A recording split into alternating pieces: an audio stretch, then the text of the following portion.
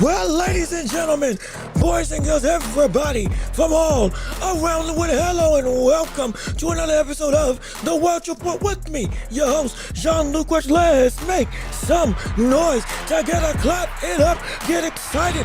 Wherever you are, we're back. We are here off of the heels of an incredible night of action this past weekend with some of the best pound-for-pound stars facing off against each other back-to-back on the same day on Saturday. It was a monster mash of monstrous clashes of an amalgamation of incredible talent and pound-for-pound level stardom that ended with David Benavidez knocking out Zurdo Ramirez in an absolute demolition of essentially of a coming out party for one of the most exciting, one of the most important, and one of the most spectacular, monstrous figures in this sport today for David Benavidez. And of course, we started off that same morning with Naoya Inoue conquering his pound-for-pound rival, solidifying himself as potentially the best pound-for-pound boxer in the world, beating Junto Nakatani. And so much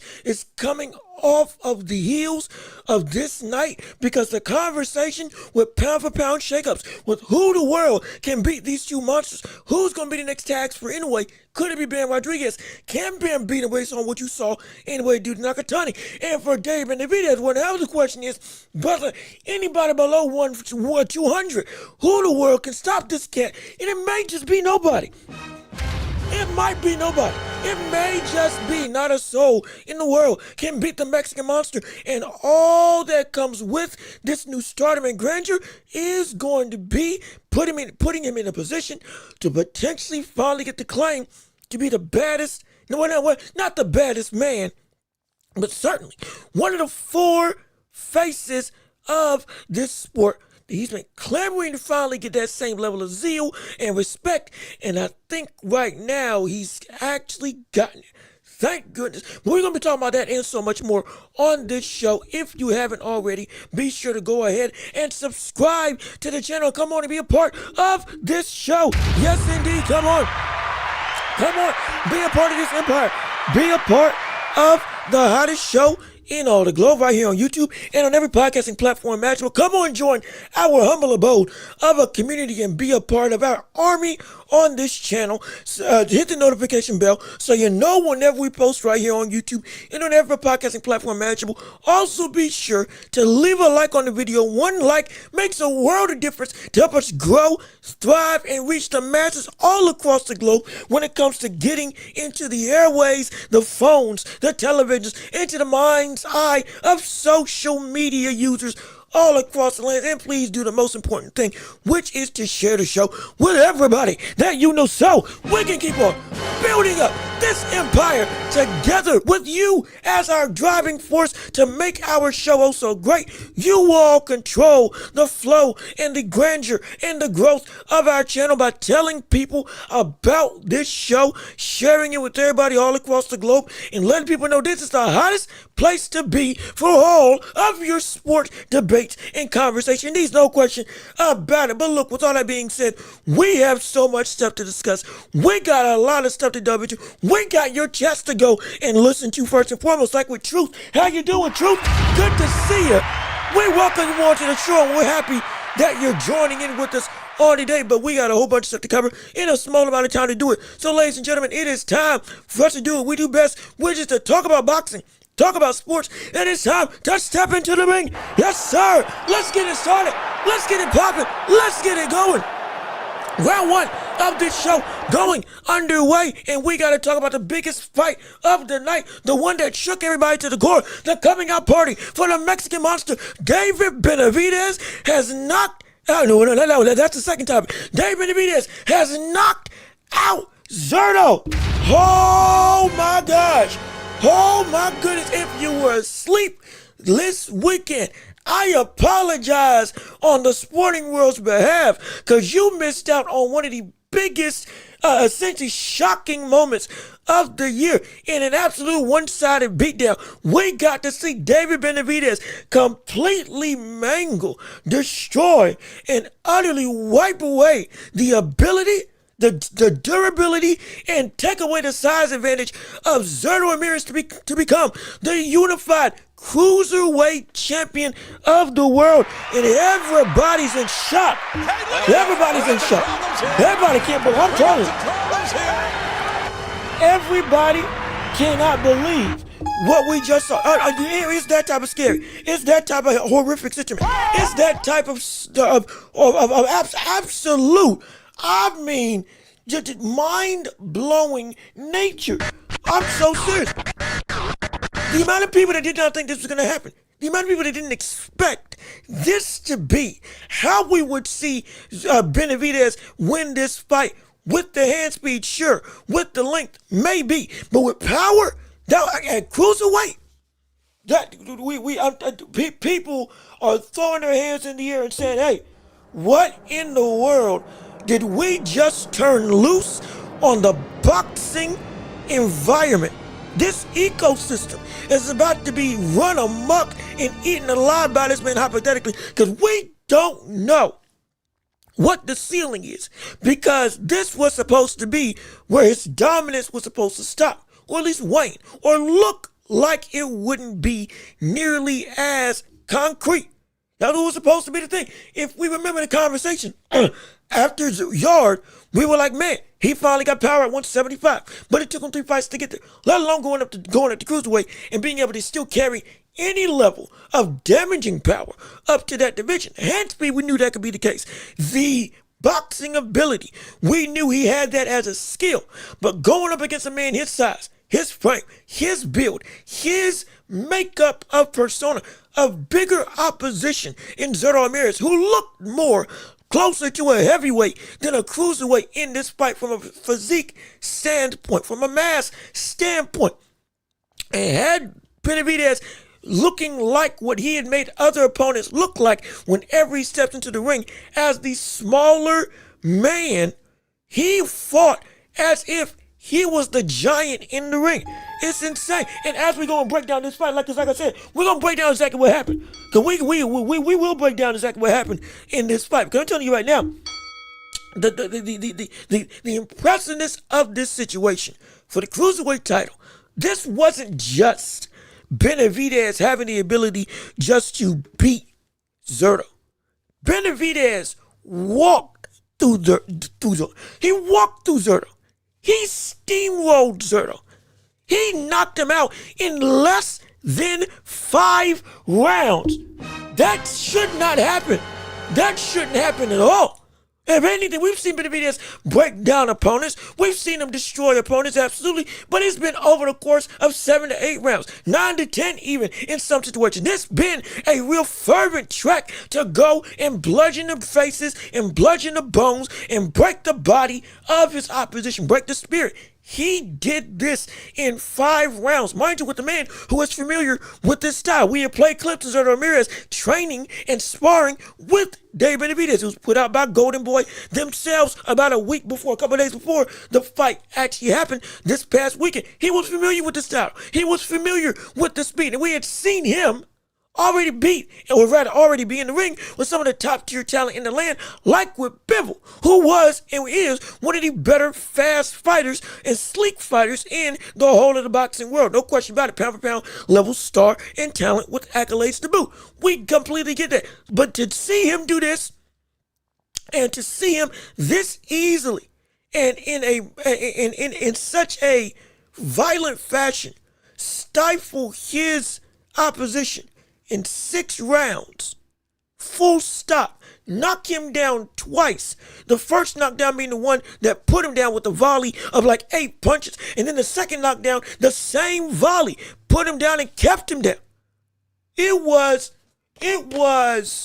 I mean, words can't describe what this was.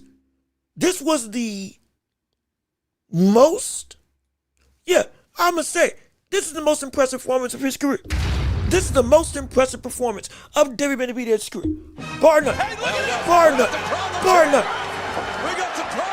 He showed his boxing ability. He showed his hand speed. He showed his durability. Don't forget now, he was eating shots from Zurdo when Zurdo was able to land flush on him around the guard with his hooks. We saw the sweat fly, and still he wasn't phased in the slightest. This is a man in Zurdo who had 30 knockouts on his resume, who had buzzed and nearly knocked out the likes of Bellum Smith in his same division. I believe Bellum Smith in his same division, who was another rock solid level puncher and a man who could take a punch in his own right.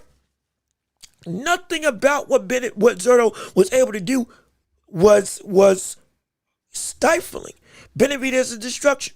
Zurdo wasn't able to pivot out like he's able to do against other opponents. Benavidez was able to take that away. Zurdo was, to some degree, he was afraid to throw, due to the fact that we were seeing Benavidez legitimately be so quick that the same volley of combinations that we normally see Zurdo be able to throw on the rest of the cruiserweight landscape, it was stifled to a degree. He had to kind of egg himself to really go and, okay, I got to let my hands go. Because there was a point in time where it was, that man had gotten stunned by the speed, not just stunned physically, like, oh my gosh, from days. I'm talking about he hesitated. We've talked about this multiple times on this show. If you can make a fighter hesitate because of what you're bringing to the table, you've won half the battle in a fight. And Zurdo really had to goad himself up to say, okay, despite this speed, I have to do something because I can't just let him get his shots off without a care.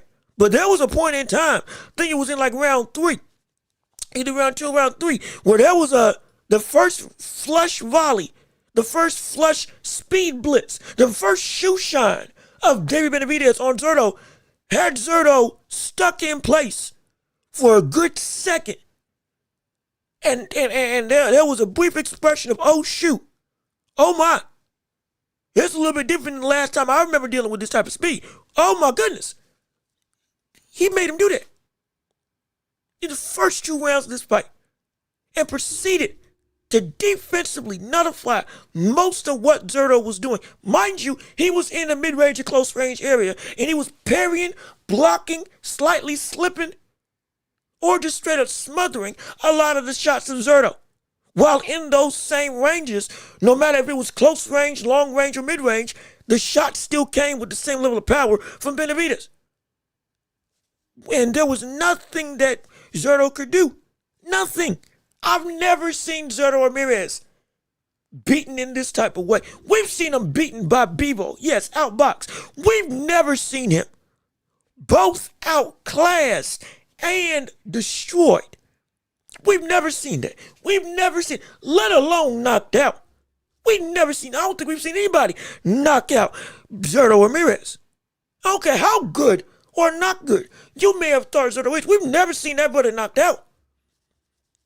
This was, we just witnessed. It wasn't just a coming out party, because again, again, there's multiple layers to this fight situation, and we're gonna get into them later on. But this wasn't just a coming out party. This was the truest definition of a shockwave to the system of boxing. That's what this was.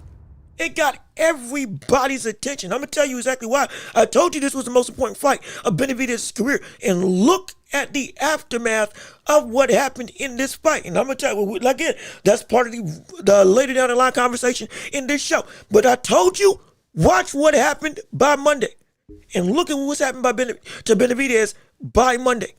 Look at what the talk around him is. Y'all thought I was playing with the impact that this fight could have with Benavidez getting that shine. I told you this was going to be important.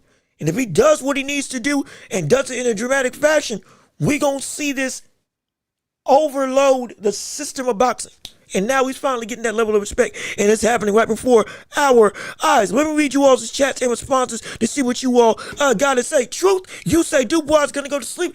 I don't know if he's going to go to sleep against Fabio Wardley, but we can talk about that fight later on in the show after we cover the other aspects of this big weekend that we saw transpire. Burr, how you doing? Good to see you. We thank you for tuning in. We're so happy that you joined in on our live stream for today. Please hit the like button if you haven't already. One like makes a world of difference. If you can, it's one action that goes and changes the landscape of this whole channel. No question about it. If you can, we would appreciate it oh so much. Oh, and by the way, if you want to support the channel monetarily, we got Cash App, PayPal, links down below, Super Chats, gifts, and all those other things in the description if you can afford to support this channel and help us to make sure we can pay the bills and make this show better for you all to witness and enjoy. But let me keep on reading your chats. Benavidez is just that guy.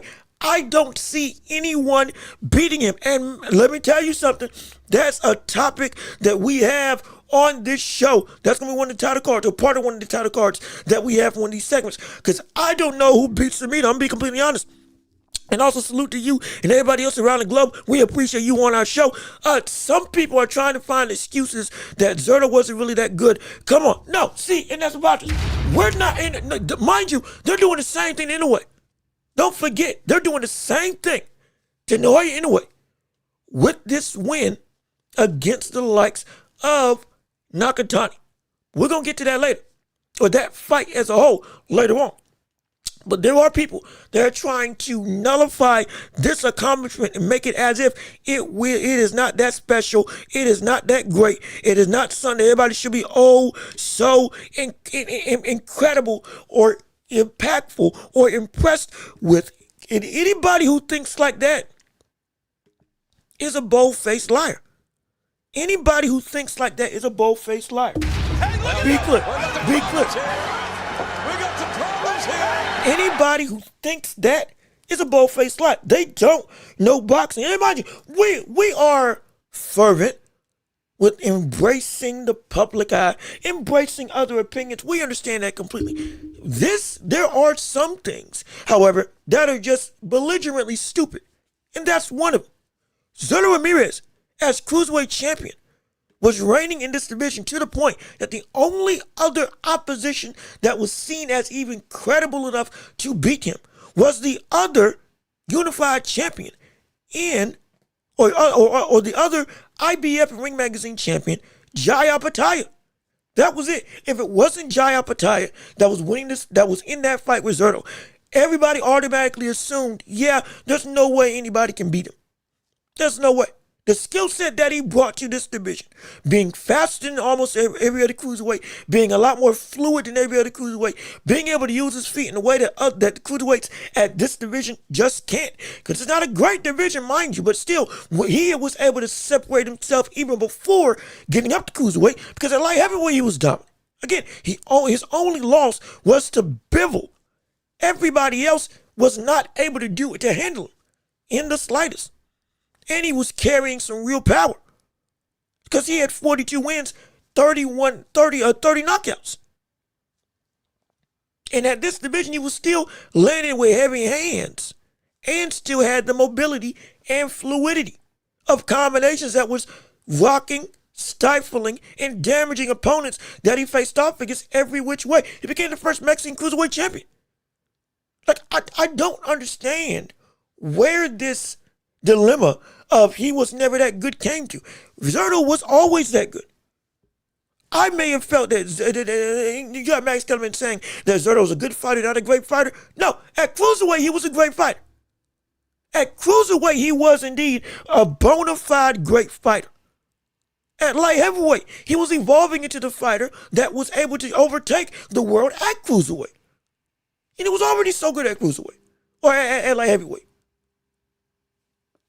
This is the only thing on our minds in this fight was that Benavidez, if you win, it would be incredible, but we're not going to be surprised if you lose. This brother's just that good that he decimated what was supposed to be tied for #1 in the Cruiserweight world. It was seen as Zurdo, Apatai, and nobody else. And he walked through Zurdo as if Zurdo wasn't even was a fraudulent champion. He walked through him like AJ walked through Charles Martin. That shouldn't happen.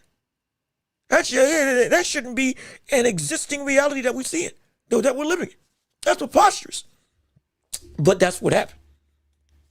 And it was the most underrated thing about this performance, and again, I'm still reading your chats. We're just reacting to this whole thing. But the most underrated performance that we have about this performance, or the most underrated thing about this performance, Zurdo getting beat this way by Benavidez didn't just happen like I said it would happen, which again, hey, I predicted we would see, or we could see Benavidez get the KO, and hey, I was right. Good for me. Oh, we got another one in the bank. I'm happy for that. I'm happy for that. But the other thing, it was the defense. The defense of Benavidez to stifle somebody that had I'm not going to say it's comparable, but had an offense that was giving everybody else the same level of problems at Cruiserweight that we've seen Benavidez give people problems with at light heavyweight. Not from speed, but from fluidity. And he was able to systematically block, get out the way, and overtake his offense, Zurdo's offense, easier or in an even more kind of mundane way than we had seen in the lower weight classes of light heavyweight. All the ducking and dodging he was doing at light heavyweight when he first got there, like with Gvozdyk, David Morrell, even Anthony Yard, the pre-slipping, the blocking of shots using cross guard, Philly shell, high guard, all within the certain circumstances, the feints and stuff. He was doing a lot of technical work at light heavyweight. He went through it for Zurdo. He still did that same stuff, but it was minimalistic. As in, all of a sudden, it clicked. Now it's not just, okay, I only had to do this much or this much instead of doing this much. He was already doing great at being defensive, and yet he took out the exaggerations that can sometimes lead to an overcorrection when you're trying to get out the wave shots. He fought him like we saw James Toney fight in the pocket against Iran Barkley. That's what I'm trying to say. He fought him like we saw James Toney fought Iran Barkley, or anybody for that matter, coming up into heavyweight. Feet planted directly in front of you. And then when I'm in range, you can't hit me, but I'm able to pop, double, do whatever I want to do without needing to do a bunch of stuff to get out the way, because I know how to position myself. Like, we have foregone that's how great this man is as a technical boxer, because the power is the biggest thing that shocks everybody, and I get it. The power should be the biggest thing, because the power is shocking. It's shocking. But I'm telling you right now, like, we're seeing. I'm legit at lost words, because what we saw was so scary. It is literally the embodiment of the Mexican monster. That if there was any performance to show you why he's so bad in terms of a bad man in the boxing world, this is what it was. This is that performance. Everybody's shocked. Everybody should be afraid, because this was, it was picture perfect. This was absolutely picture perfect of a performance. Let me keep on reading you all's chat. Let me see. Jesus Flores, Zurdo is a really good fighter, but David is better. Plus, Zurdo's past his prime. Even Zurdo, I thought Zurdo was still in his prime. You can say he was declining somewhat. I thought he was still in his prime because of the fact that there was still nobody that was even touching Zurdo except for Apatai in this division. From the outside looking in. It was that clear 1-2 cut and then everybody else. And again, we had not seen anybody do this. So I can't even say that was a big factor. I think if he was even more in his physical prime, this still would have happened. That's how great this was. Let me see. The only real competition is Usyk, and I believe Benavidez might just take that one fight and leave the division afterwards. Look. Y'all thought I was joking when I said Benavidez could go up to heavyweight. People thought I was playing. People thought that it was impossible. It's not impossible anymore. It ain't impossible anymore. It's not impossible anymore. It's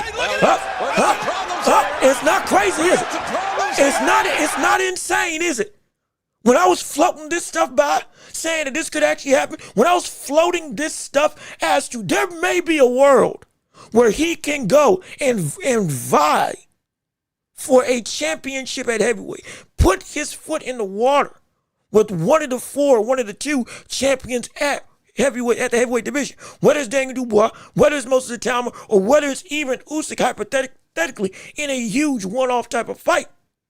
It's possible, even competing at the top 10. I said, you know what? It because of that hand speed and because of his technical ability, yeah, he can get up there. And some people said that's preposterous. It ain't looking so crazy now, is it? It ain't looking so out to pasture now. All of a sudden, people are believing this brother can do it. All of a sudden, everybody's starting to become a believer, and everybody's jumping on the bandwagon. My gosh, heavyweight may be the only way that we can see this man get stopped. Caballero may be the only thing. Moses Itama may be the only thing. Usyk may be the only thing. Tyson Fury may be the only thing. Anthony Joshua. All these names that we're seen as that's too big of a thing. There's no way he can do it.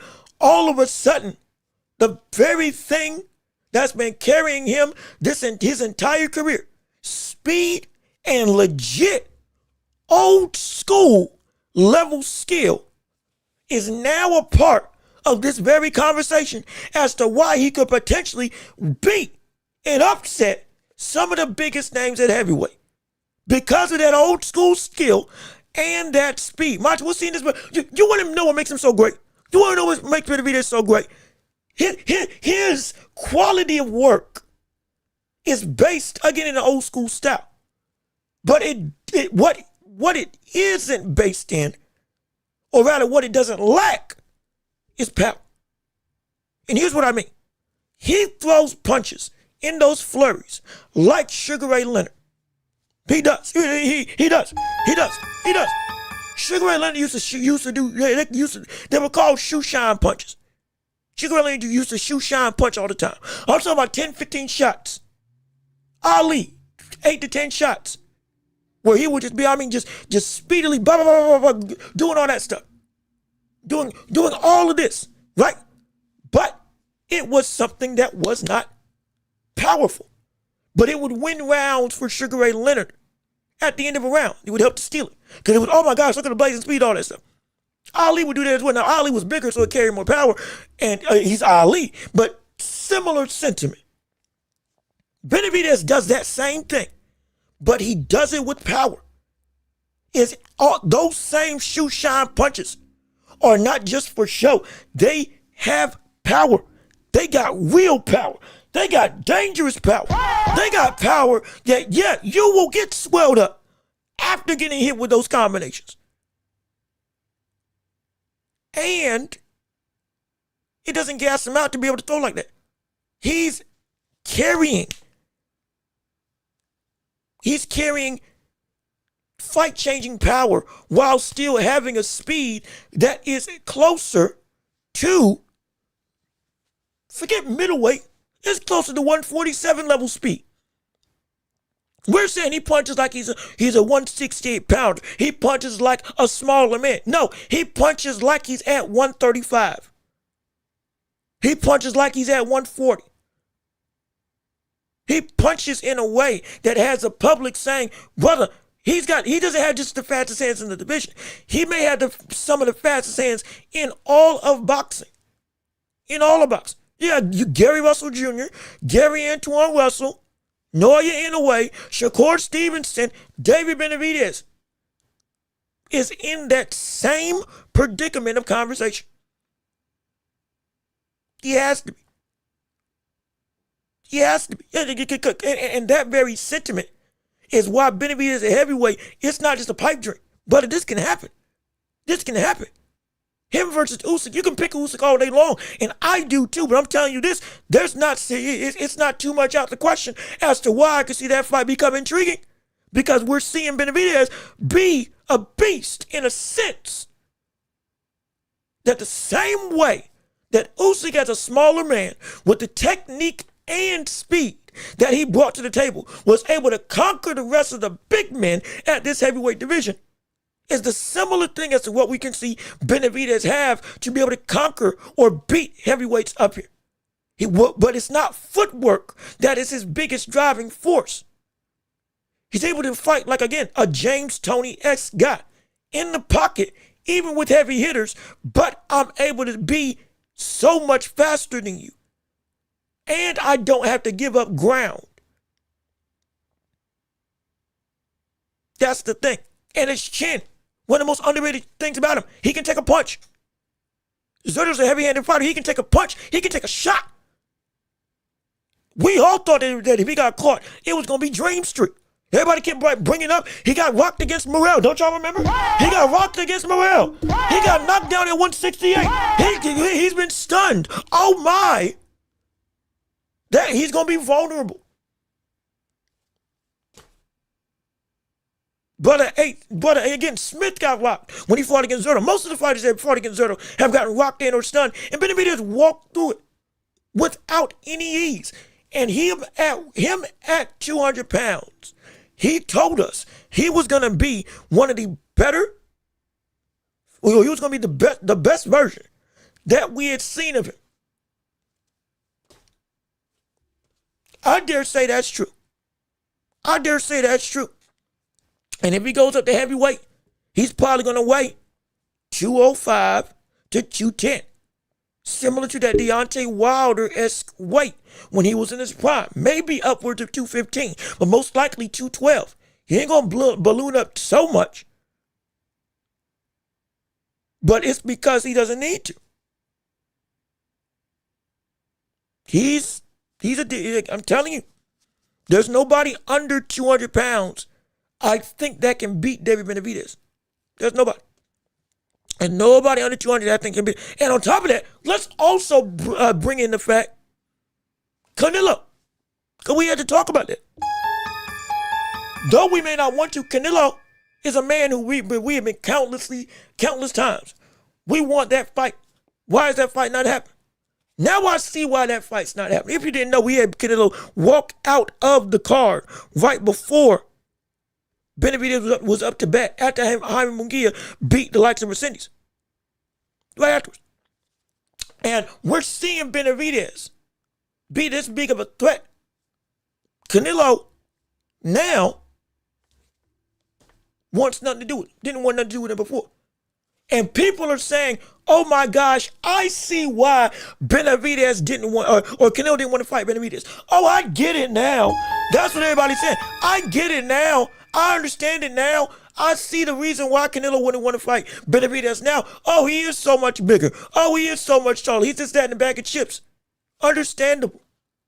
But the whole thing is, that fight should still happen. That's still his op. That is the man that everybody wanted to see and still want to see Benavidez face off against. It's Canelo. Even the crowd said it. If you watch the aftermath of said fight, even the crowd was like, "Oh, do y'all want to see me fight Benavidez?" They all erupted with cheers, and they were like, "Yeah." And so it's for good reason. We want to see that fight because that fight is the fight to make. That fight is the fight to make still. But I said this 2 years ago. The longer Canelo waited, the worse opportunity would be for him to beat him. And now, if everybody agrees with what I've said over the course of the last 9 months to a year, now, or rather, everybody now agrees with what I said over the course of the last year to now. Benavidez is too good. He's not too big for Canelo. He's too good for Canelo. We can take size out of this equation. He's a better fighter than Canelo Alvarez. He is. He's a better fighter. He's a better fighter. He's a better fighter. Benavidez, without the size, is a better boxer than Canelo Alvarez. He has more dimensions to his game. The defense is what we used to see Canelo have defensively. He's not turning his head and stuff, but it is the attentiveness is what we used to see with Canelo at 154, 160, in the early days of 168. The power, again, now there shouldn't be a doubt in the question. The hand speed shouldn't be a doubt in the question, but it is the way his offense flows and how he uses that speed. It isn't just because he can go through and punch real quick. That man, he can punch and bring his punches back quick enough that he can take these types of risks and chances and still never equate to or never relinquish his hold on still trying to be safe. Go back and look at his fights with Anthony York. Go back and look at his fight with Boo Andre. Go back and look at his fight with Gavazdi. He was taking some major chances, yet he was able to still recover quicker than the opponent could retaliate and respond with. Whether it was leaning back or, like he's now been able to do, duck, slip, and or straight up catch the punch. This is in the midst of throwing a 3 or 4 punch combination. 5 to 6 punch combination, is a better admonishment of, or rather a better example, because that's what he'd be throwing. He's been building up to this level of fighter for over 2 years, since he got to 175. Better yet, before that, since Caleb Plant. Caleb Plant has been the catalyst for the type of fighter that we're seeing Benavidez be now. The biggest change of starting to evolve into the monster that we see now, it started at Caleb Plant.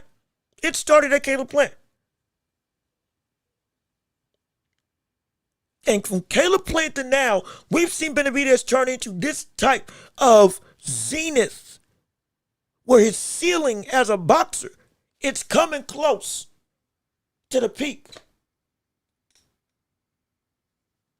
Because I'm telling you, he's only 28 years old. He can get better than this. That's what's scary. He can be better than what we've seen him as now. This may not even be the best David Benavidez out there. Full stop.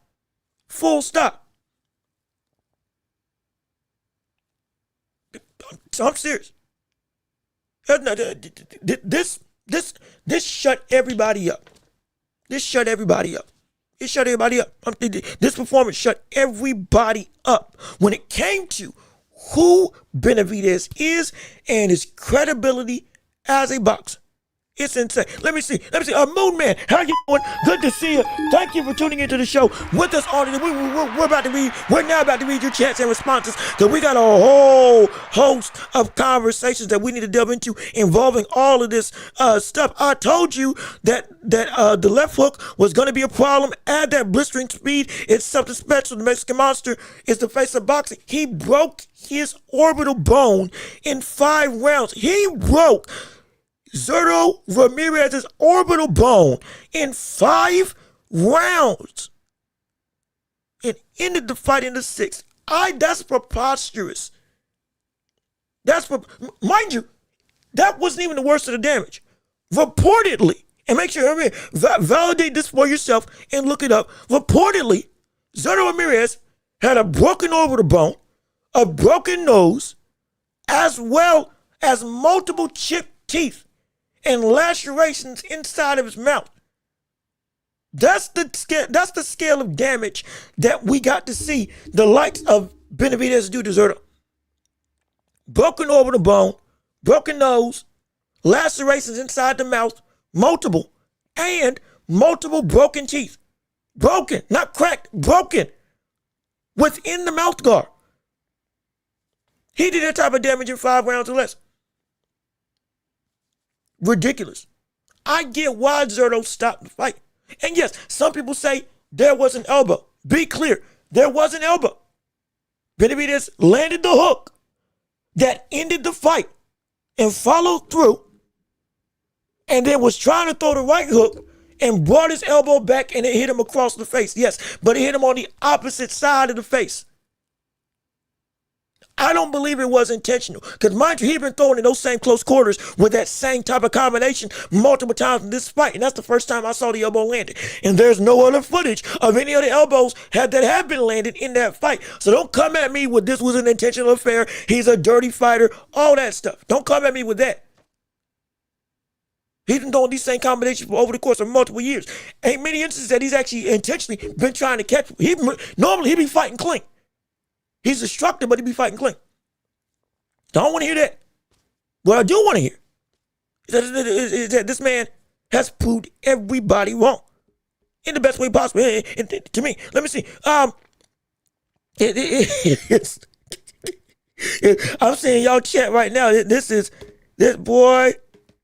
This place is bumping right now. Also, please, we still want to hear from you and keep on liking the stream and keep on sharing the show. Please, it means the world to me, no question about it. But we got a bunch of people in the chat, so I'm trying to see. Let me see if I can catch everybody as much as possible. Ramon Vasquez, how you doing? Good to see you. Peel out, how you doing? Good to see you. I'm trying to catch everybody that I can real quick and say hi to as many people as possible, and we're gonna read your chats right here. And right now, I'm in Rhoda. Also, how you doing? Good to see you. We appreciate you on our live stream on today. Let's read your chats and responses and your reactions to all of this stuff in reference to Benavidez and Boots. Again, we got other topics in the show, absolutely. But right now, this is the main source of conversation for this particular point in time. Let me see. Benavidez was fighting landmine. Yeah, no, he was. Forget fighting, that buddy was landing landmines. And he was in the thick of the fire. That's what's crazy. Boots and Bam are the best fighters in the sport. If there could be anybody's size, Boots isn't there yet. Bam is top 3. He's in my top 3 right now. And we're going to get to pound for pound. My rankings for pound for pound, they have shifted. Mind you, we're going to get into pound for pound right now or later on in the show because my rankings have shifted after this weekend. I kind of like the fact that Benavidez is heartless. It was one of his closest friends. But because he's Mexican Monster, there's no excuses. And I guarantee you, people going to hold this against Shakur Stevenson. Because Zurdo and Ramirez, they helped each other become champions. Literally said that. But guess what? It came time that we're matched up. We got to fight. And so guess what? The friendship goes out the window because I got a job to do. We're gonna still be tight afterwards. But I got to make sure the world knows who's the man. We both made our careers to get to this point. So it is what it is. I guarantee you people going to say this and say, why can't Shakur do that with Keyshawn Davis? Y'all can still be brothers after this fight. Jimmy Young and Ali, they were brothers after they fought against each other. And Ali ain't take no mercy. So again, that's the thing. Zurdo reminds me a lot of Barrios, has a lot of skill, but isn't... he's better than Barrios. He is better than Barrios. He definitely is better than Barrios. At least to me. But I'm telling you, he's incredible. He's incredible. The cat's out the bag. People realize how chinny Boots. I don't think Boots is chinny. He's skilled. He's skilled. No, hold on. Wait a minute. I think if we're going to talk about Boots in this whole situation, let's hold this for a little bit after the show. Because we can bring Boots in here. Because Boots and Zayas is coming up in June. He's got potential for pound level stardom or rankings after his fight with Zayas, no question. But we can't put him on this level. Not yet. Not yet. The proof has to be in the pudding first, and then we can start having said conversations that help to really change some stuff. Because at this point in time, I can't put Boots in no way pound for pound ranks with Benavidez. Anybody of this top 10 right now, up until after Zayas. Once Zayas hits, boom, we can have some better conversations. But if we want to see if Boots is going to get exposed or if something's valid or not, after Zayas is going to be the answer to that test. Until then, we just got to wait and see. Because the threshold is there. But the achieving upset threshold is going to come based on after that performance, at least to me. Well, let me keep on reading you all's reaction to this. In what fight was, they still talking about Boots. Hold on a minute. Let me just go down to more stuff that's about Benavidez, and then we can delve into Boots and other things. I think Jai beats Benavidez. After this, I don't think so. After this, I don't think so. I don't think if you want to say that Jai would knock out Benavidez, sure, that's absolutely an option because it's Jai Apatow. I'm not concerned with that. What I am concerned with is Jai's boxing ability. Jai's been put in questionable situations in fights, especially on the ring cards, where it's been the same dominance of, the power is going to walk through and decimate his opponent. It ain't been as conducive at times. Now again, styles make fights. Maybe that style just wasn't the thing. But I think as with somebody as good of a, not just puncher, boxer, we're talking skill. Skill-wise, Benavidez is better than Jai Apatow. He is. He's better. And the thing that makes that Jai fight so dangerous is the chances that we would see Benavidez take. If Jai capitalizes on him, it's a lot more horrific of what can happen. But if the same chances that Benavidez takes, if they do the same thing, Jai isn't going to be able to have a response outside of a one-hit type of punch. Because remember, Jai's an incredibly fast puncher. He is. He is. But the one thing that we have to ask for Jai Apatow, if somebody gets to you before you can get to them, now what can you do? If it gets to a point that we start seeing this same situation where Jai's getting pieced up, where Jai's getting caught, where Jai is not able, with somebody that's fight, because mind you, Jai's going to be fighting the fight that he wants to fight. Walk forward, stalk you down, be destructive, boom, boom, one punch hooks that are really, really quick, and at times goes up in combinations, understandable, when he sees that you're hurt. Absolutely. But if he doesn't get to a point where his ability to work on the inside, his demonstrative mentality, more specifically his countering, because his countering is underrated. Half of the best knockouts he's got has been because he caught and countered the opposition to try to throw against him. But we're dealing with somebody that potentially is going to be faster than his counters can come out. Not potentially. He's faster than what Benavidez is faster than what Jai's counters can be. He is. He is.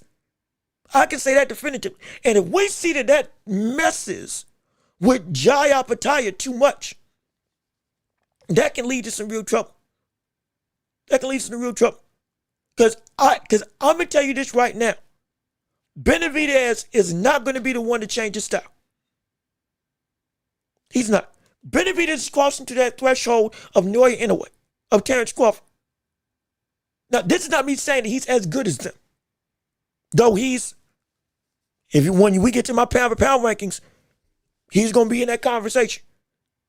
But this is me saying what they brought to the table, where you adapt to me and not the other way around. That's what we're going to see. If that fight happens, that fight be like. Benavidez is not going to change how he goes about his destruction. He makes everybody else shift or change to him. And even with countering, because he's great, again, he's a great counterpuncher. Even with that, it ain't going to change that we're going to see Jai be put in this same question mark of a box. Hey, you're in the same range that we've seen Zurdo and every other fighter be in with David Benavidez, where you should be able to go and land some of your most devastating stuff. If it doesn't work, now you got to try to box with him because you can't beat him in the range that you want to. And what you going to do? And on a technical level, can Jai hang with Benavidez? And I'm going to say no. On a skillful level, is Jai on Benavidez level? I'm going to say no. I'm going to say no. I've said this for multiple months about how good Benavidez's technique, his skills, his boxing prowess is, his fight IQ is. It ain't just that he's a speedy puncher. He gets away with it because he not only is he that physically gifted, but he knows how to keep himself safe still. And he's incredibly calm. I don't know if a puncher like that, as great as he is, if that's going to be enough just to go and take him. Because part of the reason why we wanted to see Zurdo fight Jai Patai was Zurdo's skills versus Jai's power. What's the question? Well, now you got somebody that brings both skill, speed, and power. Better fighter than Zurdo. No doubt. Absolutely. Is Jai Patai good enough to beat a top 10 pound for pound level talent that is better than the person who was already in the conversation for a top 10 in Zurdo? I love Jai Patai. I don't think he's that good. And that's not me trying to throw a shot at him. He's great. He's phenomenal. He beats about everybody else in the division, without a doubt. But I don't think he beats Jai. Or I don't think he beats Benavidez, excuse me. I don't think Jai beats Benavidez.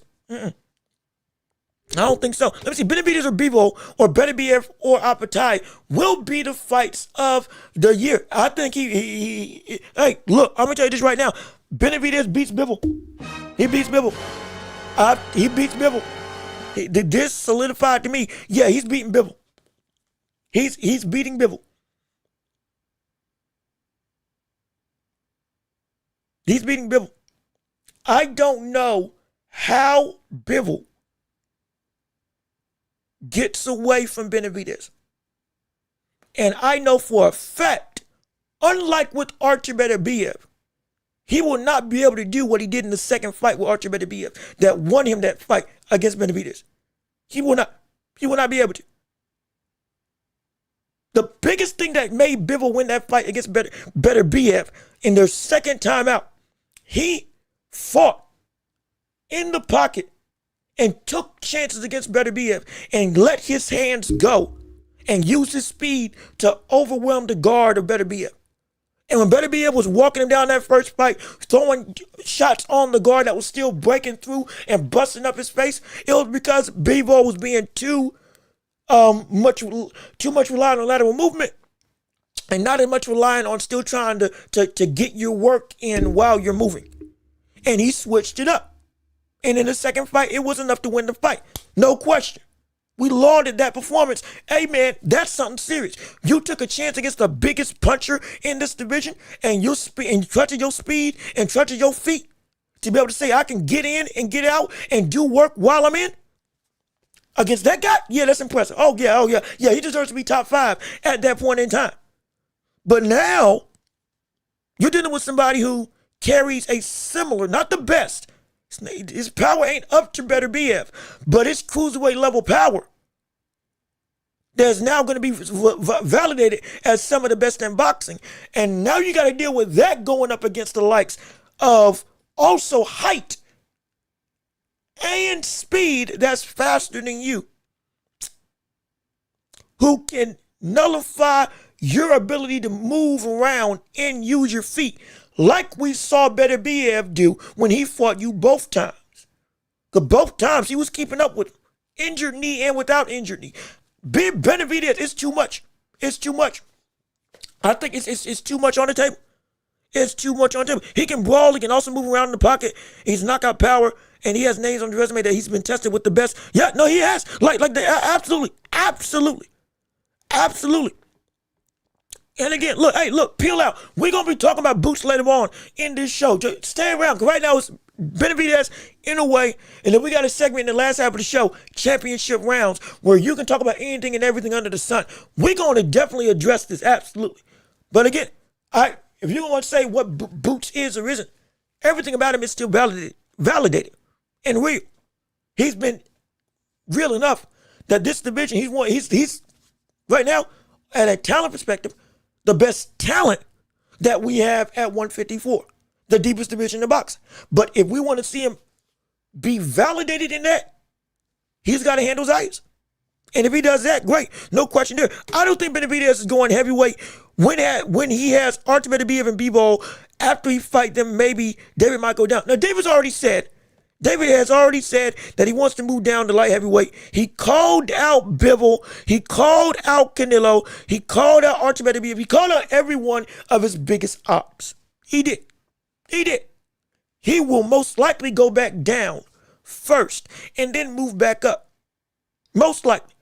I believe his body can handle that weight. I believe. Or rather losing weight. Because I don't think it's going to be like Roy Jones where he loses muscle and now he's never the same. At least it shouldn't be. I would hope he takes a year off just to make sure he loses weight the right way and then comes back into the foray, because I don't want this prime getting nullified. I don't want that to happen. But I will say that's what he's looking for. And watch out for Bivol and Eifert. After that fight, we'll most likely get Benavidez saying, yo, give me what I deserve. Give me what I want. And we'll see. Let me see. If Talma mauls Benavidez in 3 or 4 years, if that fight ever happened, that would be a very good fight to watch. Now, we haven't seen a Talma be at that level of elite competition yet. Benavidez has been tested, proven, primed, and ready, and he's been passing the test with flying colors. Atama looks incredible, but he hasn't had those questions answered yet in that capacity against that type of opposition yet. When he does, we can have this conversation right now. But at this point in time, we don't know. And I'm high on the Talma. I'm very high on the Talma. Very high on the Talma. But in 3 to 4 years, he could very well be the man. I've said he could be the man that runs this division once Usyk gets out the game. I've said I think he's going to be the best heavyweight in the world by the time he gets to his prime and Usyk, Fury, AJ leave the game. Now, question is, the competition surrounding Itama after that with Dubois, who's still, 26, 28 years old. No, I think he's 27, 28 years old. Tera Moana. Or excuse me, Teta Moana, who's another heavyweight who's coming up. And Richard Torres are the 3 people that are looking like, okay, they can be the people that lead that charge.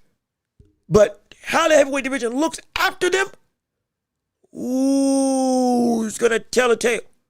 But certainly right now, he looks fine to be the man to lead them all. But we're going to have to see. But it's, right now, that would be a very interesting fight. But like I said, that's those Atalma and those types right now are the only people that look like they can beat Benavidez. That's the only people that look like him right now at this point. Let me see. Trying to make sure I can still catch you. I predicted Benavidez to stop Zurdo in 6 rounds, so I'm not surprised. Hey, you got it right. You got it right, man. Congratulations to you. Because you were one of the few. And you were one of the few that thought this would happen. No question about it. And so I'm just shocked. Benavidez was too slow down and fight at 175. Wait, hold on. Benavidez was too slow. Benavidez was too slow down and fight at 170. I hope you mean he was slow down as in not move up too quick and come back down to 175. I think that's what you mean. I believe I'm reading that correctly. Trying to interpret how exactly this is going to go. Let me see. Last cut, and there's one more thing on Benavidez I want to say before we move on to the other topics of conversation, the other stuff in the world of boxing. Because again, we do have a lot to cover. Benavidez only lands that combo if you stand in front of him. But see, here's the thing. Even without you standing in front of him, he still is great at being able to box at range. I think his flurries are not his only aspects of the game. See, there's a clip. I'm gonna see if I can find it.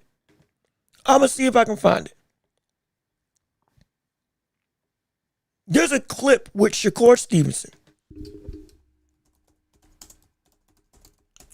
talking about when it comes to fighting and boxing, that there are things that you do in training that you just can't do in real life.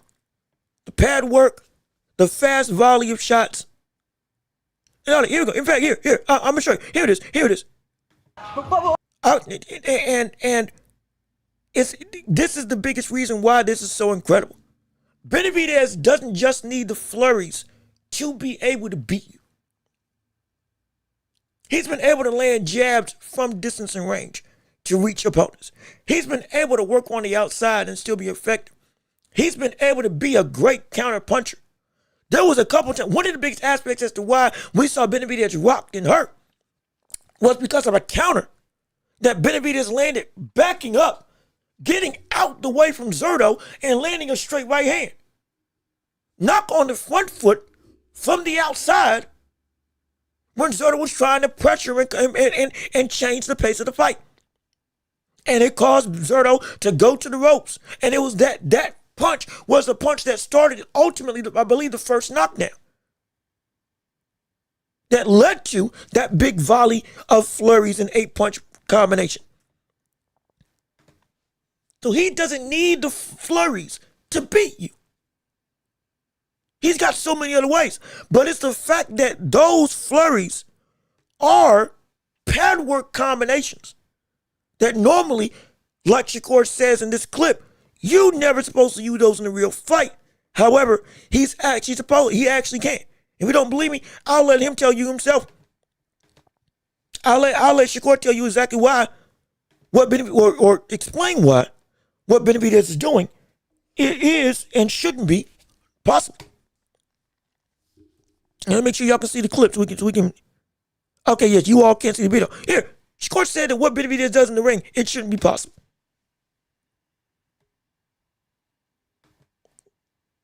You're trying to make sure everything is set and ready. There we go. Okay.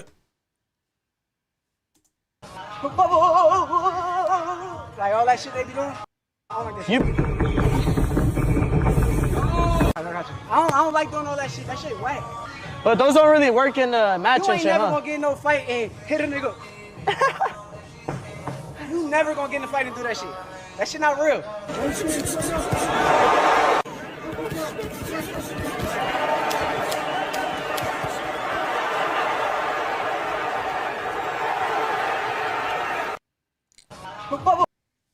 And again, excuse the language, trying to be family friendly, sponsors, wink, wink, nudge, nudge, all that stuff, inside jokes, either way. But you see, what he's doing is the fact that he's able to land stuff where he wants to land in a fashion that should not be feasible for every other boxer just about on the planet. But even without that, he's already so difficult to beat. That's the X factor, though. You can't throw like that against him, but he can throw like that against you.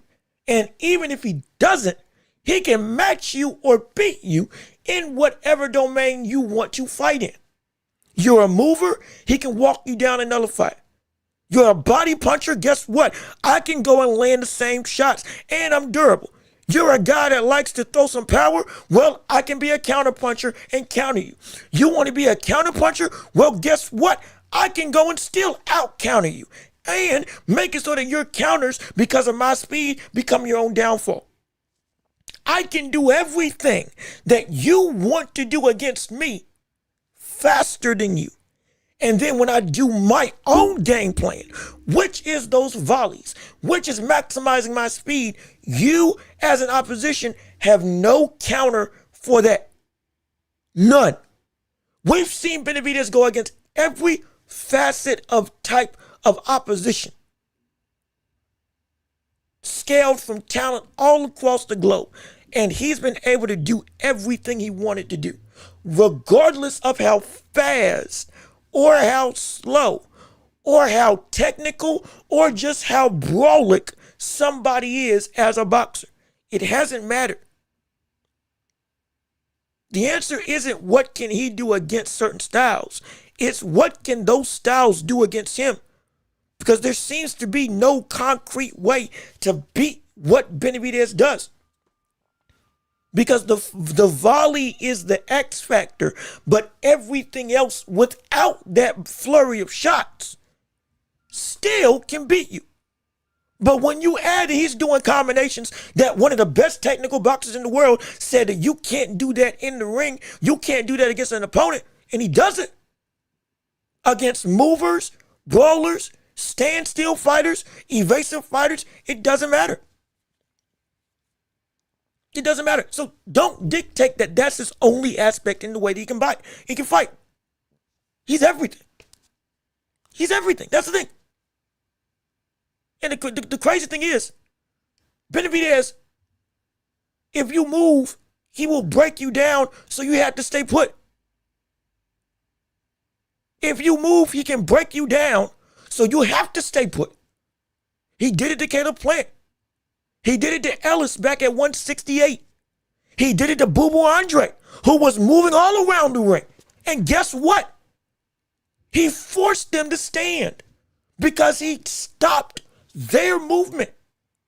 It's not that, oh, they're all in front. And I see some of you all in the chat. They were all in front of him. They were all those combinations that we saw Jai or Benavidez land on Jai. It's because he was in front of him. How did that happen? He kept him there.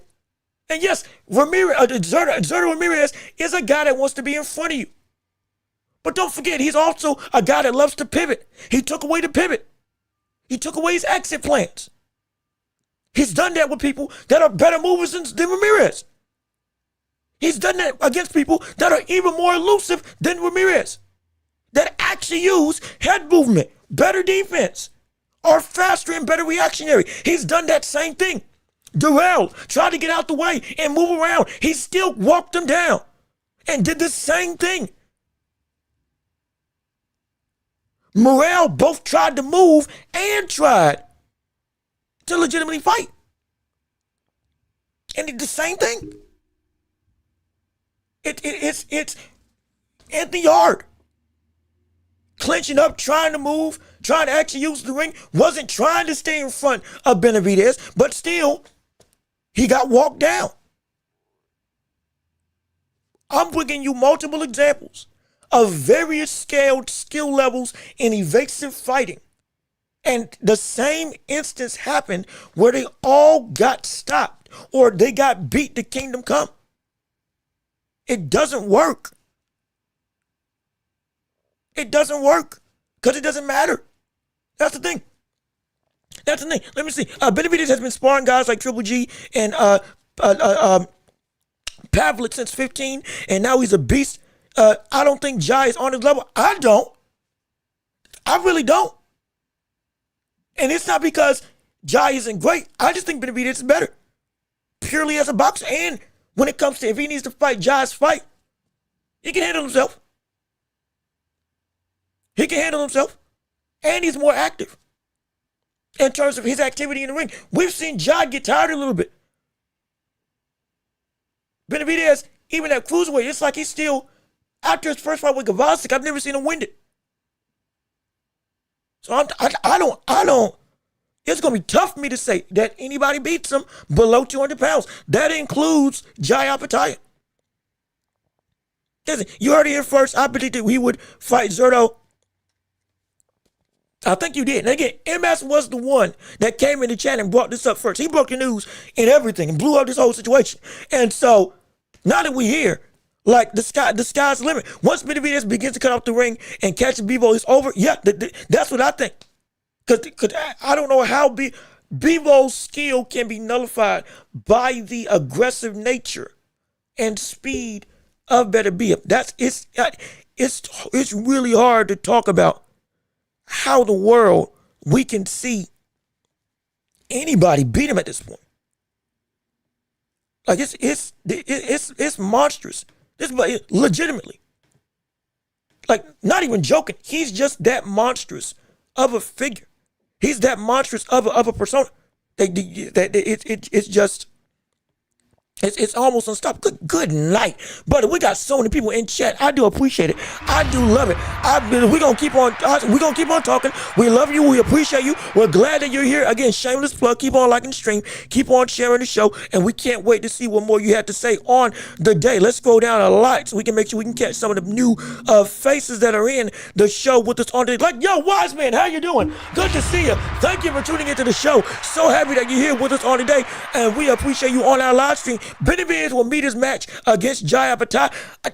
At this point, that's the biggest threat, but I'm still, in terms of the biggest physical threat, I just don't know if he can beat him. I just don't know. I just really don't know if Jai is good enough to beat Benavidez. I just don't. This is not me trying to throw shade at him. I just think Benavidez has turned into that good of a fighter. I think those flurries is years of experience and an excellent tag work. I think I meant to say bag work, or pad work. Excuse me. If Benavidez can land one, he's gonna land more. He's gonna land 5 more in the same spot. Perfect way to blind your opponent when it comes, and then come back with a hard left right. Yeah, that's the thing. It's not just a flurry. He's able to he uses it to discombobulate as much as it is to destroy. That's the thing. There is a multiple layered method to why those punches are what they are. It's a volley. It's a shotgun. It's literally a shotgun blast at his opposition. Wait, Hajime no Ippo, I'm a big anime fan. They had a whole move called the shotgun jab, where you'll be throwing 5 or 6 or 10 flicker jabs from one of the butt in the early chapters or episodes of the anime. He's got a whole shotgun arsenal from both hands that just goes and stuns, stops, and overwhelms the opponent. Let me see. I don't like David and never will, but I will give him credit for that at least. Now, I don't know what exactly this is in reference to. I don't know how you can't like Benavidez as a boxer, because he walks the walk and he talks the talk, and he hasn't been anything less than what he said he was going to be. And he's been fighting like with Inoue, like with Crawford, like with the likes of, even we can go with Junto Nakatani, we can go with Usyk. He hasn't been ducking anybody that's on his resume. He's been one of the most rewarded fighters out here. So I'm like, I don't know how you can't like him. I don't know how you can't like him. Let me see. Yo, Edward Martinez, how you doing? Good to see you. Thank you for tuning into the show with us on today.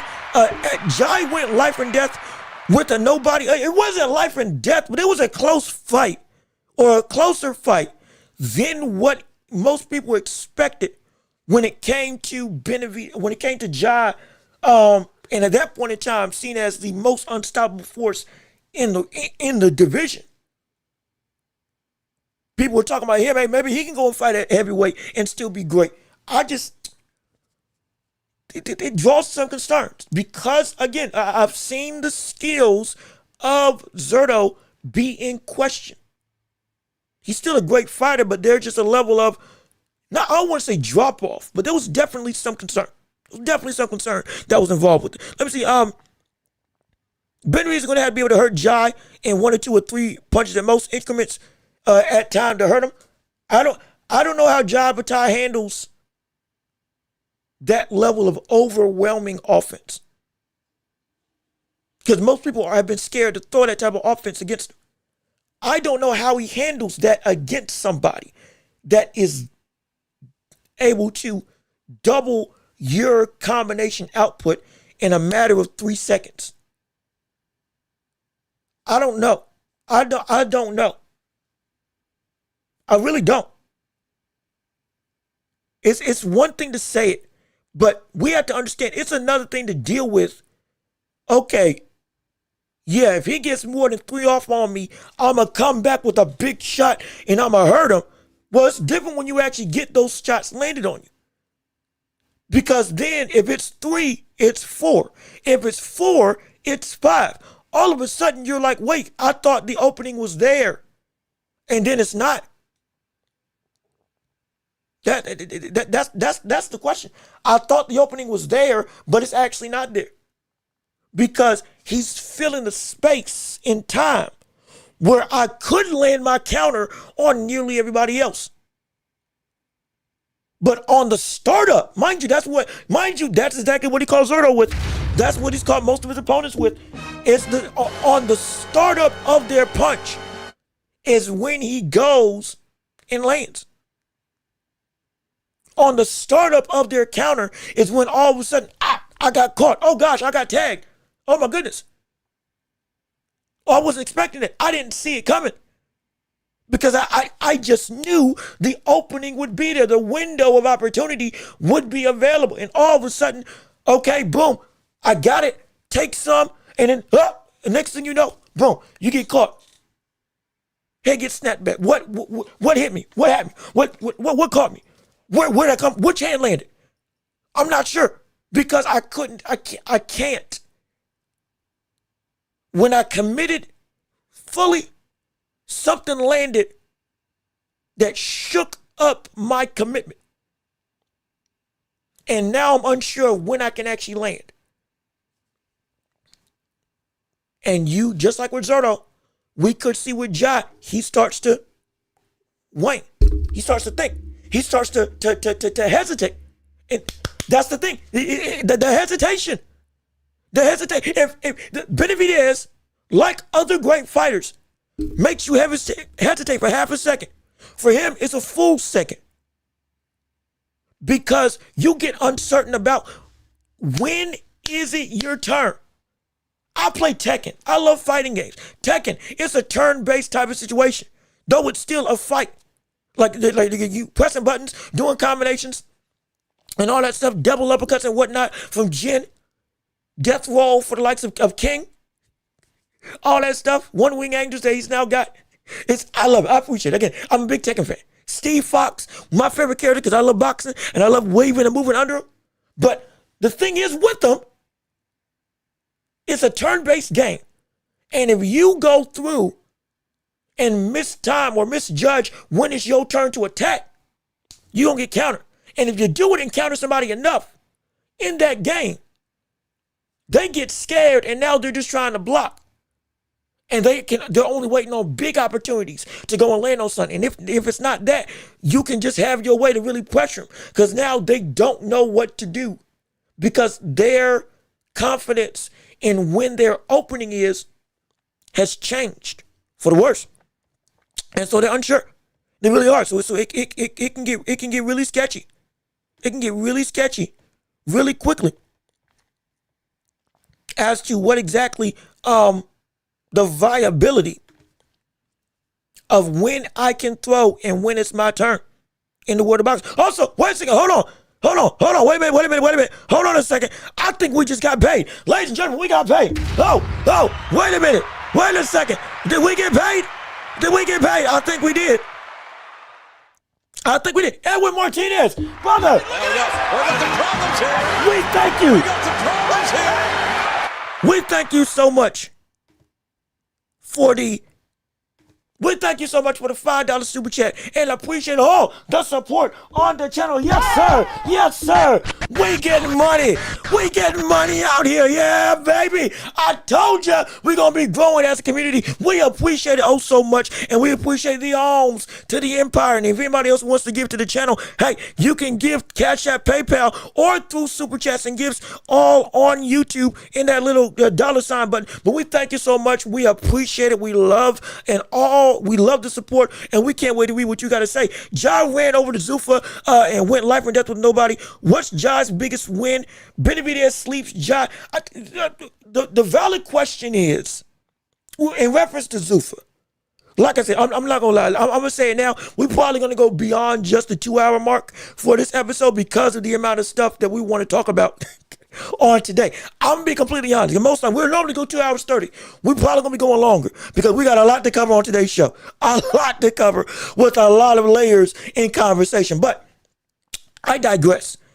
Jai going over to Zuffa, and we said this before on this channel, he did it because he thought that would be the quickest way to get to Zurdo Ramirez. He thought that he was making the best outcome to get him a shot at the fight that he wanted. He has not ducked opposition before. Jai is also an avoided fighter, even though he was the IBF champion and currently is Ring Magazine champion. People do not and still don't want to mess with Jai Apatite, but he wanted Zurdo and never shied away. Zurdo finally said maybe after he fights Benavidez and beats him, he'll face off against Zurdo. But during that whole Zuffa situation, when Jai was a free agent, he thought, and Zurdo and Zuffa probably made some promises. We'll get you that fight. We'll get you that situation. We'll get you that bout if you sign with us. And you can hold the Zuffa belt. They wanted Jai to validate their title. Jai wanted Zuffa because he thought that would be the best way to finally get the fight that he wanted. He didn't run. I'll say that. He didn't run, but he made the wrong choice. And now it's backfiring because just like with Terrence Crawford and Errol Spence Jr., or the whole of Terrence Crawford trying to get to an undisputed situation, Terrence Crawford was seen as you're on the wrong side of the street, not with the PBC, so you handle your stuff and we'll get all our in-house stuff done and then we'll fight. Well, now that the Zone is working and has top rank PBC, I think the PBC. If it's not PBC, then no. Is it PBC? They got 3 of the 4. Matchroom, Quisenberry, top rank, and they're also working with the PBC. They have them all on their platform or under their domain. And it's a lot easier to get all these fights made. That's how we got Shakur versus Tio. That's Inoue and Nakatani. These types of bouts. Bam Rodriguez going up and down fighting Vargas. Wardley Dubois. AJ versus Tyson Fury. A lot of these fights were not getting made because people were signed to different promotions. And now everybody's, though they're still with different promotions, they're under the same umbrella. Zuffa's now seen as the wrong side of the street because of the player that they are and the type of fighter, or rather, and what Dana White's trying to do to boxing with the new league. So because of that, that's why we see where we are with Zuffa saying, or Benavidez essentially saying, and I'm going to see if I can find a clip of what Benavidez said, but he essentially said that, why would we want to work with Zuffa and try to go over there and work with them? I don't care about the Zuffa belt. I don't care about that title. And you're not the IBF champion anymore. I want to fight you, but you literally lost everything that made you the prize. And this is why Jai said initially, when he did get stripped, I'm just trying to make the best fights for my career.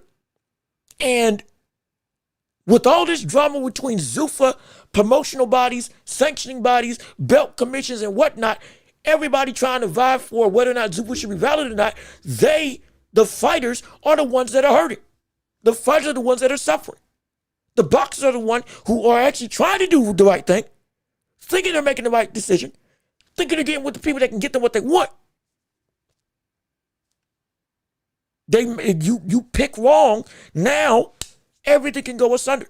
That's why, and I said this, I think even before we got to see the fight with Zurdo and Ramirez, that be careful trying to get this fight with Jai and Benavidez. I want Jai to get the fight with Benavidez. I do. And Jai wants it. Benavidez is down for it too. But the issue is, the business of boxing can get in the way of the fight itself. We did say that on Friday. I made sure to say that on Friday. That the business of boxing can get in the way of the fight being made. And if it goes wrong, it can go wrong very quickly. That the fighter isn't the reason why a fight ain't happening, but the business, the grudge matches, the anger, the to some degree some pettiness, and essentially the work of what this sport's going to be, or what the sport's being built on. It can mess up some things. And I found a clip of exactly Benavidez explained that, but I'll let you all see it right now. And I think we got some more revenue in the chat. Hold on a minute. Hold on. Let me find it. We got paid again by somebody. Hold on a minute. Hold on. It's coming somewhere. I see the marker. I'm just looking for, I see the marker, I'm just looking for the thing. And it's, good gosh, oh Lord, oh gosh, oh shoot, oh my goodness, oh gosh, oh, wait a minute, buddy, this chat is moving. What the world? What the world? Wait a minute. Oh shoot, hold on a second. Oh my gosh. Hold on, we're gonna get to it. Let me see, Edwin Martinez, thank you again for the $1.99 super chat on our show. More arms to the Empire. We appreciate it oh so much, and we love that you choose to give to this channel and support to this channel. We're just happy that you're here, and hopefully you're enjoying the whole of this show. Let me see, Jai went 12 with DB, broke Unified Champion's face. Oh yeah, wait, you broke his face? Wait, ooh. I didn't realize that type of damage had gotten done. Again, and again, this brings light into the conversation as a whole.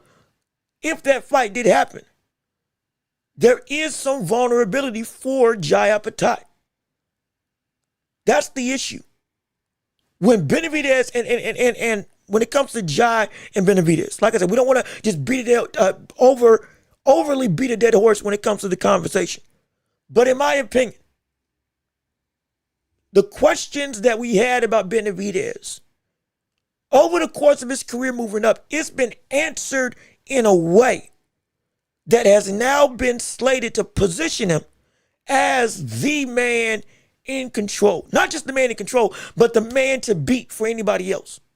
Because what was supposed to be a vulnerability no longer is seen as one. But if we're looking at the likes of Jai, he has not had certain questions answered about him in specific regards. Or if they have been answered, it's been done in a way that has left some level of doubt, of at least vulnerability. He can still beat most, but there's some vulnerability questions that have been made as still questions, that he hasn't de facto shut them down in whether or not they're valid or not. The opposition of Benavidez against Jai would answer those questions for Jai Apatite, no doubt. But based on what we had seen in the past with Jai, and now we have some concerns that he may not be able to answer those questions when the level of competition comes, which is David Benavidez, or a fighter of Benavidez's caliber. That's the issue. Jai has not shut up all the noise of what questions may be about his career. Benavidez did, and he did it in such a way that now the only questions about him are who can stop him. That's it. That's been the thing. That's why it's such a impressive sentiment to see. And that's why a lot of people are saying we want to see that fight, and we really do, but people don't think that he can win. A lot of people don't think that he can win, or at least that they're favoring Benavidez at minimum, and for good reason, I understand. Also, Boxing Pro, how you doing? Good to see you. Salute to you and everybody in chat. We appreciate your support. We appreciate the love. We're going to continue the conversation. No question about it. And we can't wait to see it. Let me see. Why did Zurdo duck if he wasn't scared of Jai? No, peel out. We did say that he did duck Zurdo. Or rather, he did duck Jai, excuse me. I have said it looked like that Zurdo did duck Jai Apatite. Because Zurdo had been called out, and Jai kept on winning his fights, leading into, I want that opportunity. I want that unified title a couple of times. So we do agree on that. We do agree that the optics seem like, yeah, it looked like somebody was ducking opposition. But real quick, the last thing on Benavidez, or rather the second to last thing, because I do want to touch on the Mexican impact of Benavidez now, before we get into Inoue, because we still want to talk about Inoue, and then get into pound for pound rankings as a whole. But let me play this thing with Jai Apatite and Benavidez take on the whole Zuffa situation, and then we're going to delve into one last thing with Benavidez and the Mexican embracing of the populace of a sect of people that honestly, up until this fight, weren't really rocking with them. But let me play the clip let me give you all the sentiments, and then we can react to everything as we continue on to the show. And we're going to delve into the world of picture-in-picture real quick right here, right now for you all to witness and enjoy. Let me go on and pull it up to make sure we got it working like we needed to. Hold on a minute. Is this it? Wait, hold on. Wait a minute. Wait a second. Let me make sure this thing is actually... Okay, there we go. We got it working now. Here we go. Here's Benavidez talking when asked about fighting against the likes of Jai Apatai on Zuffa. Let me turn it up. Make sure it looks decent. And here we go. Jai Apatai, how important is it for you to get a chance to fight him without all the red tape in the way? I mean, I think that's the biggest fight in the world, especially at this weight division, you know, and that's definitely a fight I want. Like I said, I'm not scared of nobody. This is Monstro's world. And if he wants to get that fight, we get that fight. I don't know why he went to Zuffa. We could have made this fight right after this one, you know, but now I don't know if he got stripped by the IBF or what it is. You know, I'm not going to go over there and fight for a Zuffa title. But, I mean, I don't know. I mean, I think that would be a great fight to make in the future. And, I mean, I respect Jai Apatai a lot. He's a great fighter. And I think he has to come back over here to make these fights happen because, you know, we can't make no fights in Zuffa. So that's what I wanted to secondarily ask was that, do you feel like fighters are losing their power by going over to Zuffa? I think that... I mean, yeah, I think they definitely are losing the power. I mean, it's just a lot of politics in that. You know, I think Dana White has showed that he doesn't want to do fights with PBC, DAZN. And I don't want to even feel like, I don't want to sound like I'm disrespecting him, but that's just what it looks like from the outside. If we could come to an agreement and make a big fight, let's do it. Do you see the concern? This is what, again, I'm not trying to sound like I know everything. Trust me, I don't. But I distinctly was telling you all, this could be a problem, a major problem. Because he wants to fight. He wants to fight. But you heard when he said, I'm not fighting for a Zuffa belt. Dana doesn't want to make fights with other promotions. The whole goal of this whole boxing league, quote unquote, has been touted as. And the part of the reason why this Ali Act is going about is because they want to make it so that everything with Zuffa can be in-house. Their belt is the only belt that matters. Their belt is the weight that you all want. Their brand, like with the UFC, is where everybody should fight because that's the only brand that matters. Taking away the identity and the independence of boxers having power to be great the way that they want to be great. And that's bad. Benavidez has just gotten to the mold of the top of the mountain. He's not giving up the power. And for good reason. And so this is what I was concerned with Jai. That now the political, not even political, straight up business in boxing, because of Jai's misguided direction as to what can get him what he feels he deserves. All the fire was there, but you stepped on the wrong tile. And now this fight most likely would have been made next because it's David Benavidez. Of course it would have made it next. Absolutely. He got this spot of beating the man that is the man, and now he wants to go and beat everybody else who is seen as, you think that you can take me. He wants it. But Zuffa ain't the side of the street that you're supposed to be on. And notice that the crowd was cheering when he said, we ain't fighting for no Zuffa belt. We're not fighting for a belt that has no substance, has no power, has no gravity, that means nothing. For a lot of people, the Zuffa belt don't mean a thing. And understandably so. Understandably so. And this is the struggle with Zuffa and Dana White that they're running into. And so, if Jai or if Dana works to say, okay, we won't fight for the ring, it'll just be straight up Jai Benavidez, Zuffa title, will pay out the money we're supposed to. Cool, make the fight. Knowing Dana, it's going to be a lot more difficult than that. And Benavidez is not about to go through that type of red tape. Not because he doesn't want to fight, but because he understands it's going to be a problem. A big problem. A big problem. It's going to be a big problem. And I hate it. Because I want the fight. But this is the very roadblock that I knew we were going to run into. If Giant signed with anybody else but Zuffa, we would have gotten that fight by the end of the year. I can almost assure you, we would have gotten that fight by the end of the year if we had gotten Jai to sign with any PBC, DAZN, Quisenberry, shoot, BLK Prime, for all I care. Anybody except for Zuffa, we would have gotten that fight. I can guarantee. But because it's Zuffa, it messed him up. Yeah, I saw it coming. I saw it coming. I hate it. But that's the reality of it. It's a shame, but doggone it. It's the part of my hand. But let me keep on reading your thoughts and opinions on the matter before we go into one last thing. That's the thing. Dana ain't negotiating. He ain't even he ain't even doing it.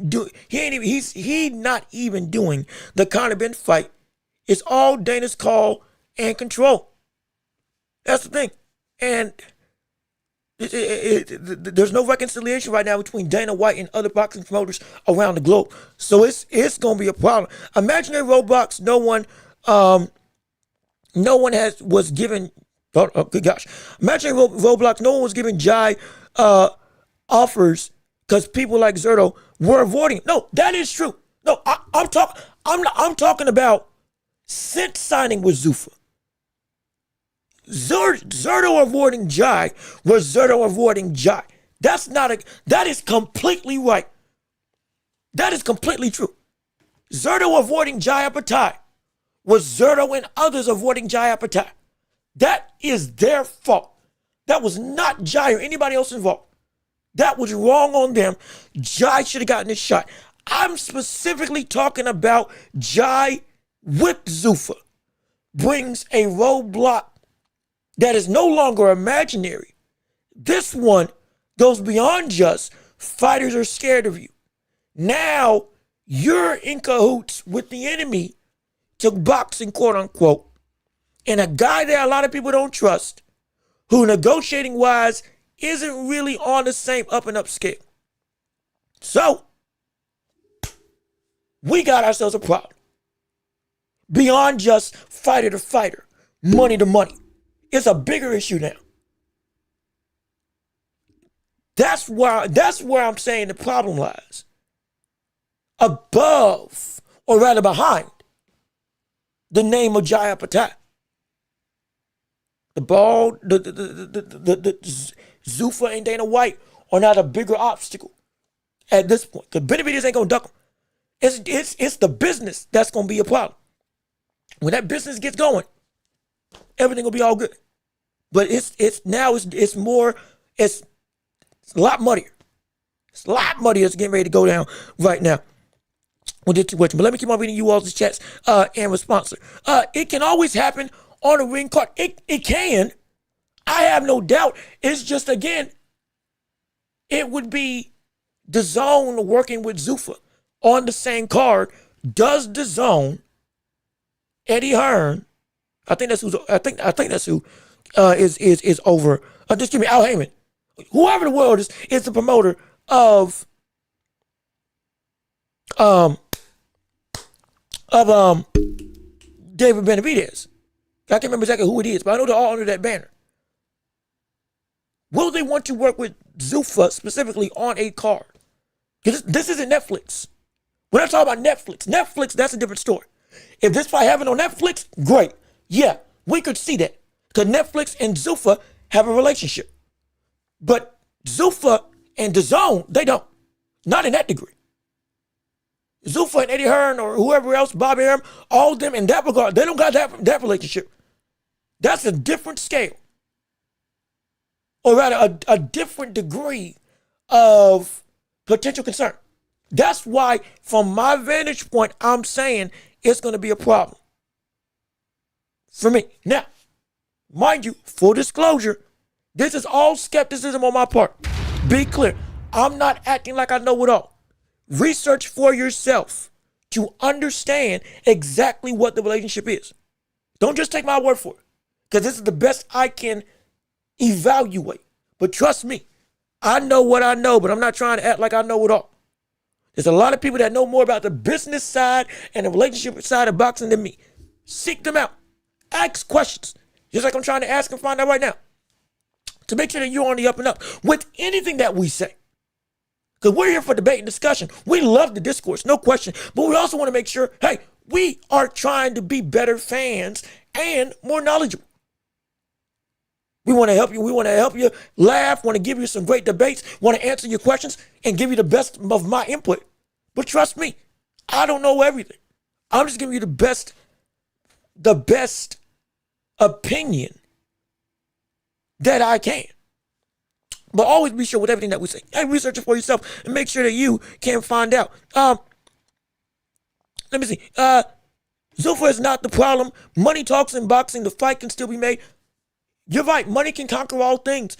It's just a matter of Dana White and money. That's where stuff can get muddy. That's the problem. Dana White and money. That's where the very notion of those two together breeds a lot of problems. That's the issue. Because he's notoriously underpaid people. Or doesn't make a fight because he doesn't want to give that much to X, Y, or Z fighter that isn't his guy. So it'll be interesting to see what comes these next couple of weeks. Or months rather, with this fight. I can say that. And when we're gonna see how these negotiations go. If they do try to get that fight happen. If they do. Because we talk about Turkey and he can throw money at anything and make everything happen. That's fine. But let's not forget, if you didn't hear, Turkey wants Benavidez versus Usyk.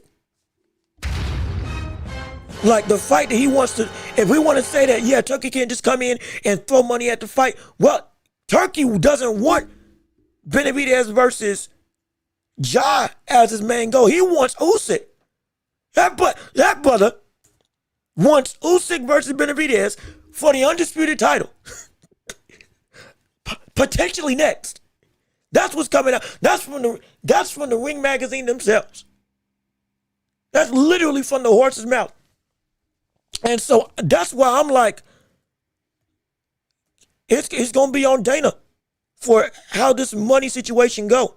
Because if we asking what the world, the Ring wants to have happen,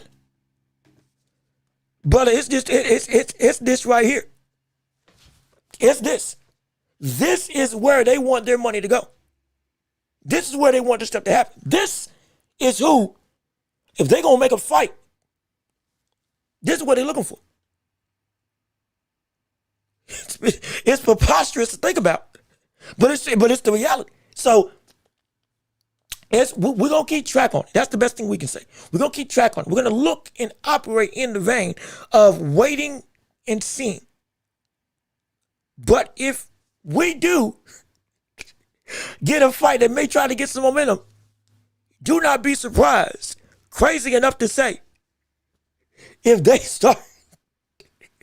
Turkey throws a bag and say, forget Ja, hey, after Rico, I'll give you a shot at the unified title against Usyk. Like, it's laughable to think about. I'm telling you, again, this is the official Ring magazine card. This is straight from Turkey Al-Sheikh himself. This ain't me just trying to blow some smoke. This is for real. I'm laughing because this is so preposterous. But it's like,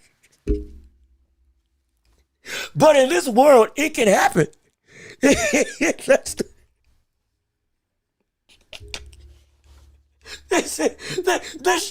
fight on paper, at least at this point, we can say Benavidez can fight at heavyweight. I believe that. But this, immediately, like, we shouldn't be having this conversation right now. At least let him get a fight at heavyweight. But my gosh, my goodness. There's a world. Hey, look, listen close. Listen. I need you to understand. There's a world, and I'm laughing. It's really funny, but I'm dead serious. There's a world where we get Benavidez and Usyk for the unified title, and Bam versus Inoue for the undisputed title in 2027. There's a world, because the man who's got the money has said those are the two fights that he wants to make next year. Not 2028, not 2030, this next year. February is looking like the date for Inoue versus Bam as the potential high capacity fight. Shoot, I'll even post. Let me get the Let me find it. It's here. I got the whole breakdown of it. But there's a world where we get Inoue and knocking him crazy enough they actually broke history. One of the highest grossing pay-per-views, the highest grossing pay-per-view in Japan's history. But it's the fourth highest grossing pay-per-view in boxing history, crazy enough. Yeah, see, fourth highest pay-per-view in boxing history, 32 million people bought that fight. That's insane. That's more than Triple G versus, it's more than Triple G versus Canelo 1? Dang, that's preposterous. Either way, I digress. Where I'm gonna find it here somewhere. I think I have it saved. If I didn't have it saved, it's somewhere up here. There we go. Yep. See, right. Turkey Al Sheik planning Inoue versus Rodriguez in January in Japan. Not in the Tokyo Dome, but in one of Japan's biggest baseball stadiums that holds 80,000 people. That may just break even more records than what we saw with Inoue versus Nakatani. That's the fight that may happen January next year. And now Usyk and Benavidez is also in talks. All these types of dream fights, they can actually happen. It's insane to say, but they it sounds preposterous, but it's the truth. They can actually happen. They can actually take place. So just be aware. That's the best thing I can say. Be very aware and watch how these next couple months of negotiations go throughout the world of boxing, because it can get very, very interesting very quickly. Let me read a couple more of your chats real quick before I go into one more thing, and then we get into the likes of Inoue, Nakatani. But let me go and read some of your chats one more time before we go through. And let me see here. I'm not saying Apatai is not good, but and degrees and dangerous fighter, but he hasn't showed it yet. I don't think he's shown it against the same top tier competition. Some of which is not his fault, but still the question remains. What I've seen with the competition that he's faced off against, everything about him is true, but also everything that isn't right about him is also true. There is some concern that can leave him vulnerable with a fighter of the caliber of David Benavidez. That's all I'm saying as to why this fight could be dangerous. Let me see. They think Benavidez is a beast because he's entertaining. No, it's not because he's entertaining. He's a beast. Well, yes, he is entertaining, but he's also just straight up good. See, this is not Deontay Wilder. David Benavidez is not Deontay Wilder, where he was all power, no skill, and just straight up, he's going to put you out. Oh my gosh. But Benavidez is a fighter who is all skill and aggression. And he's looking to end the fight, not just win the fight. Everything that people don't like about the optics of Shakur, everything that people don't like with the optics of Devin Haney, though they are pure pugilistic talents, which is all absolutely true. What they're not is entertaining. And look, and I want you to listen to this, because this is important. This is important. We're getting big time names in the social media landscape. Phil Wade on the Wade Concept. I think his name is Phil Wade. Phil, I think. I'm going to say Wade from the Wade Concept on YouTube. Showbiz the Adult. Max Kellerman. LaShawn McCoy. Even though I don't really like LaShawn McCoy as a boxing pundit. But either way, he's a name. And a big majority of a lot of other stars, they have come out and said deliberately, you know what I found out after watching Benavidez? I really like violence. I've talked about pugilist, I've talked about technique, skill, and all that stuff, but ultimately what I found out I really like, I just really like seeing somebody hurt somebody else. He just so happens to also have the skills of everything that you would want. But I ultimately am here because he is that good and he's trying to punch your head off and won't risk being safe while still being skilled. Same thing with Inoue. Same thing with Terrence Crawford. But it is in a more ruthless aggression than nearly anybody else in boxing right now.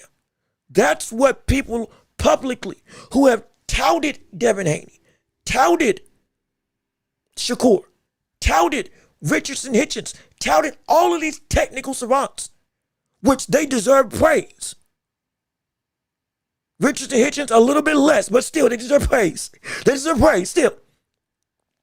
But all of those same fans have said, I would pay money every day for the rest of my life to watch him fight, regardless of who he's up against. Regardless.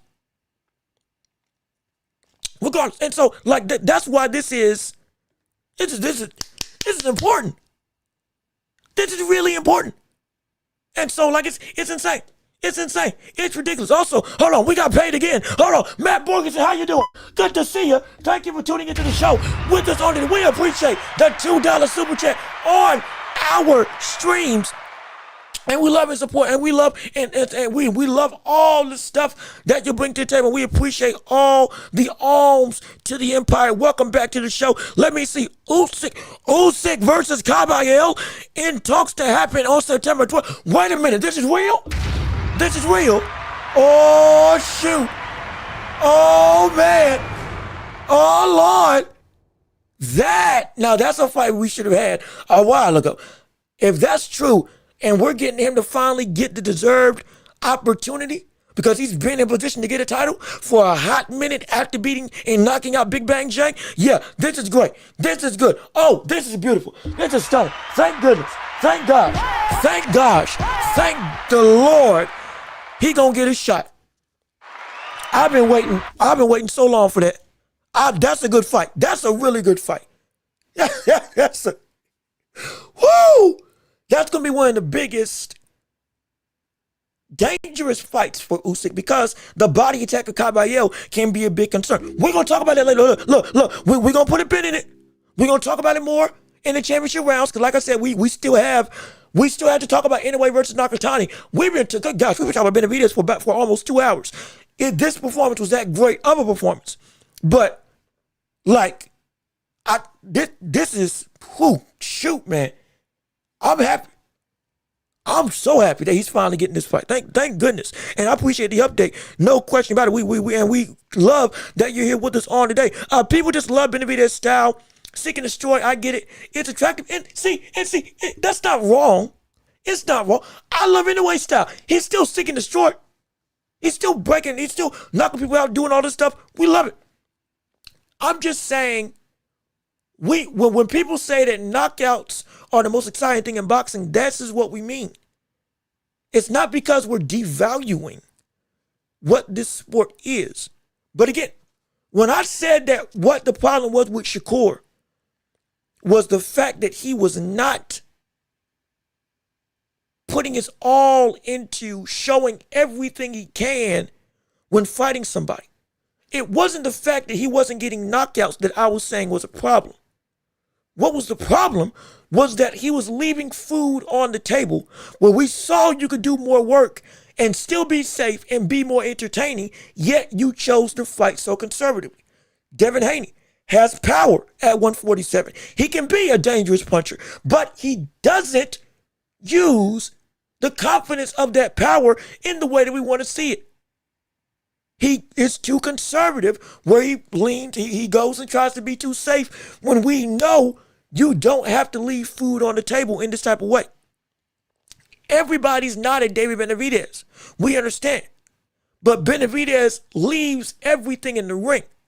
And I think for Benavidez, that is what, even without the knockouts, because there's been fights when he hasn't knocked people out. And guess what? Everybody still walked away saying, yo, this man's insane. That's what he is. He leaves everything in the ring. It goes beyond just, he's breaking people's bones and faces, which he is. But the brother's a beast. But he's not leaving food on the table. And people and fans, they see that. And they appreciate that. I'm going out my way and the best way I can to end the fight, not just win the fight.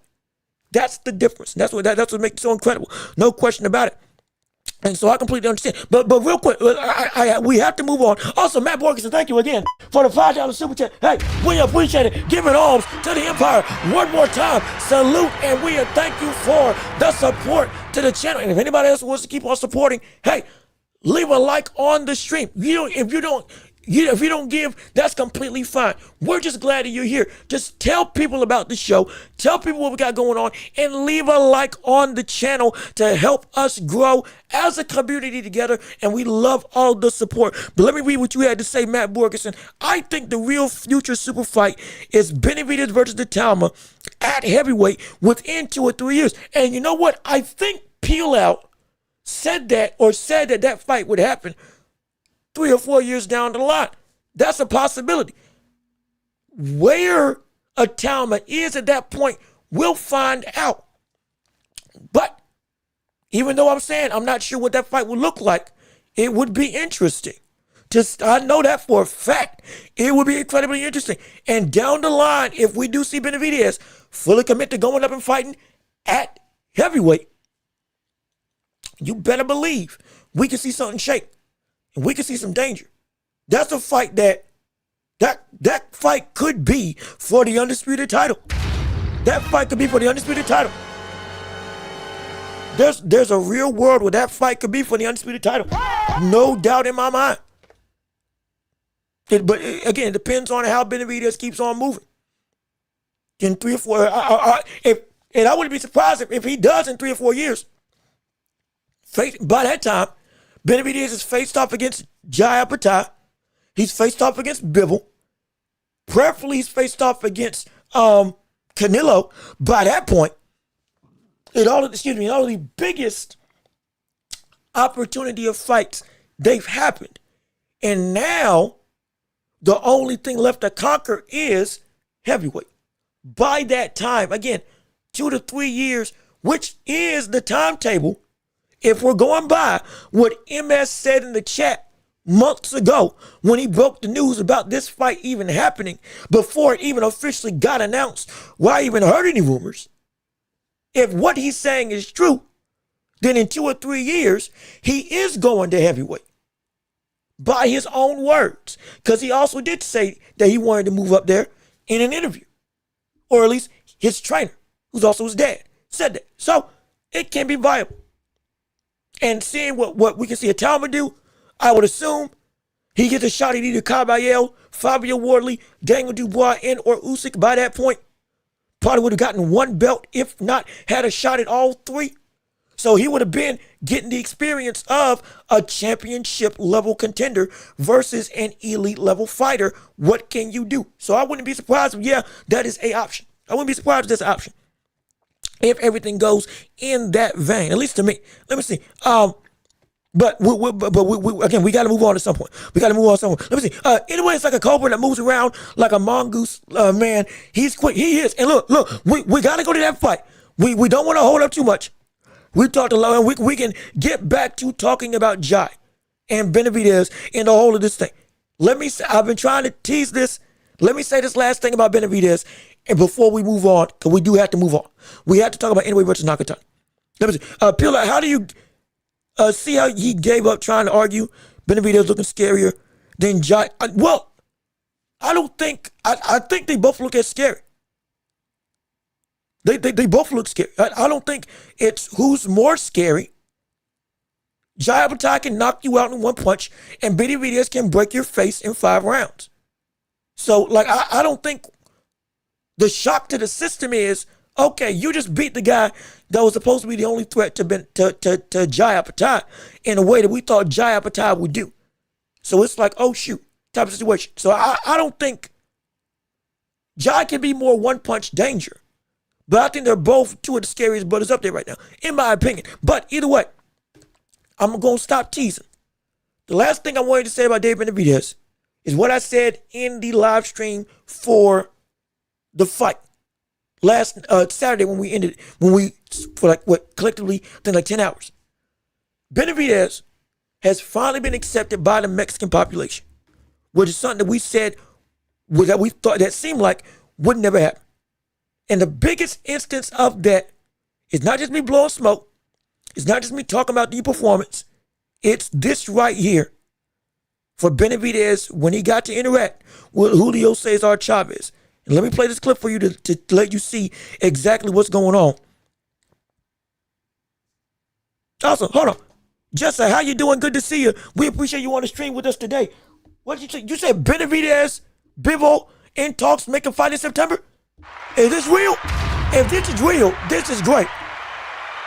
If this is real, this is great. Let me play the last thing about this. Let me play the last thing about Benavidez, and then we're going over to Inoue. We ain't gonna waste no more time. Let's go. Play Benavidez. Play this clip.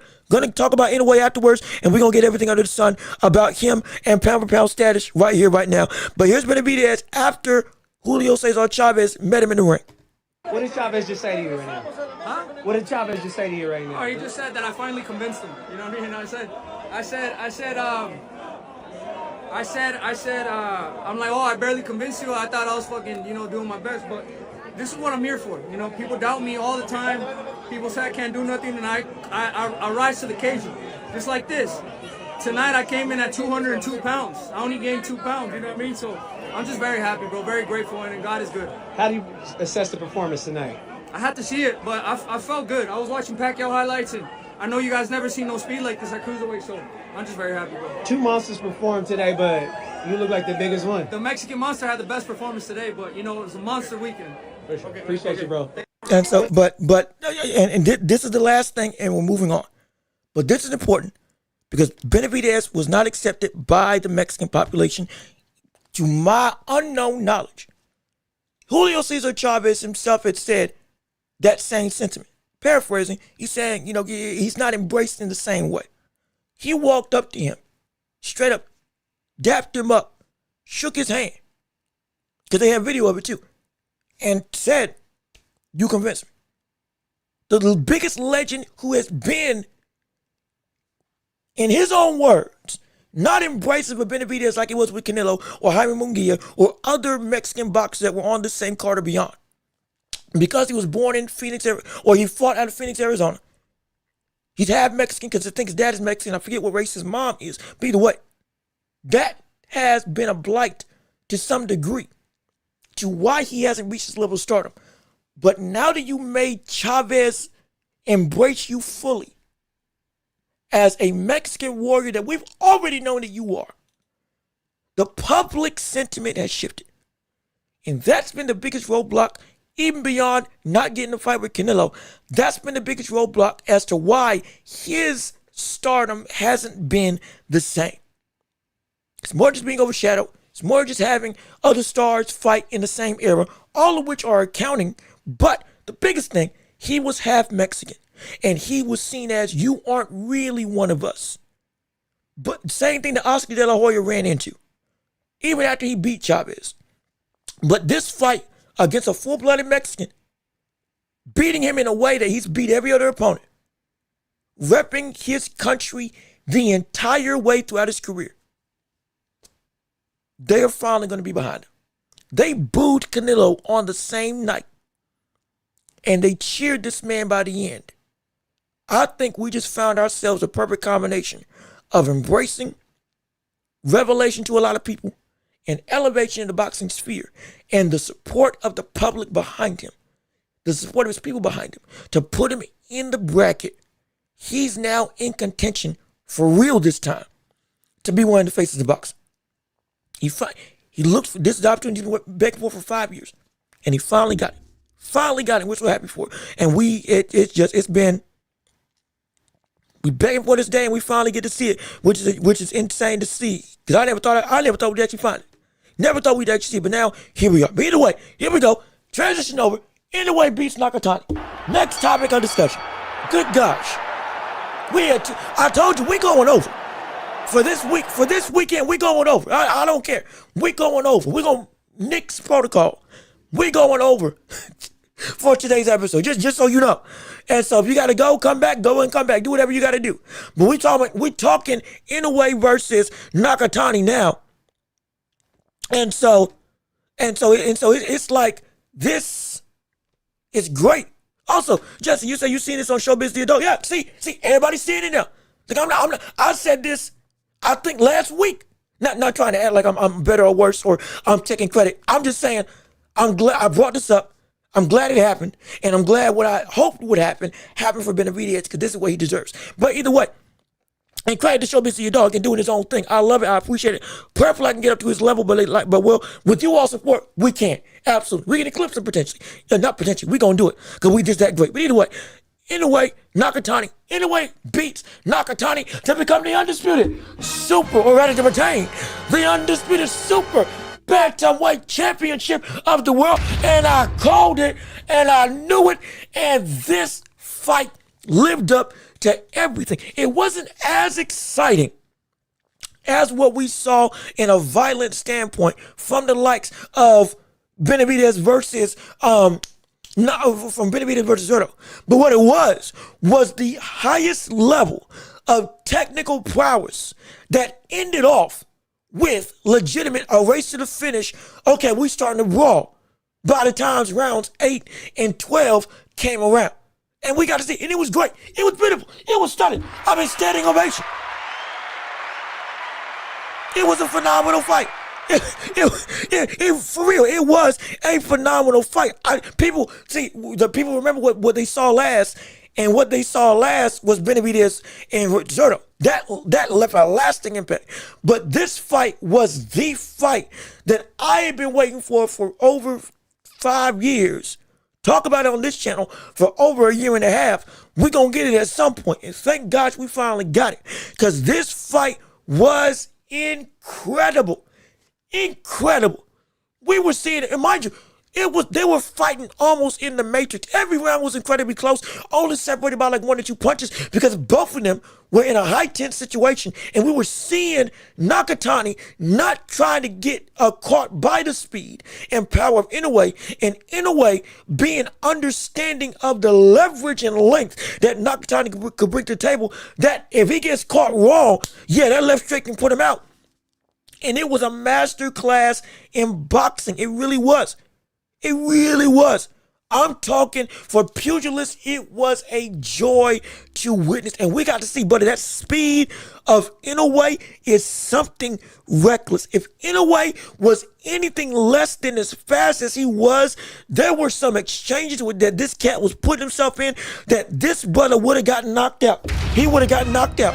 He would have. If he was not as fast as he was, he would have gotten knocked out. They were literally going counter for counter.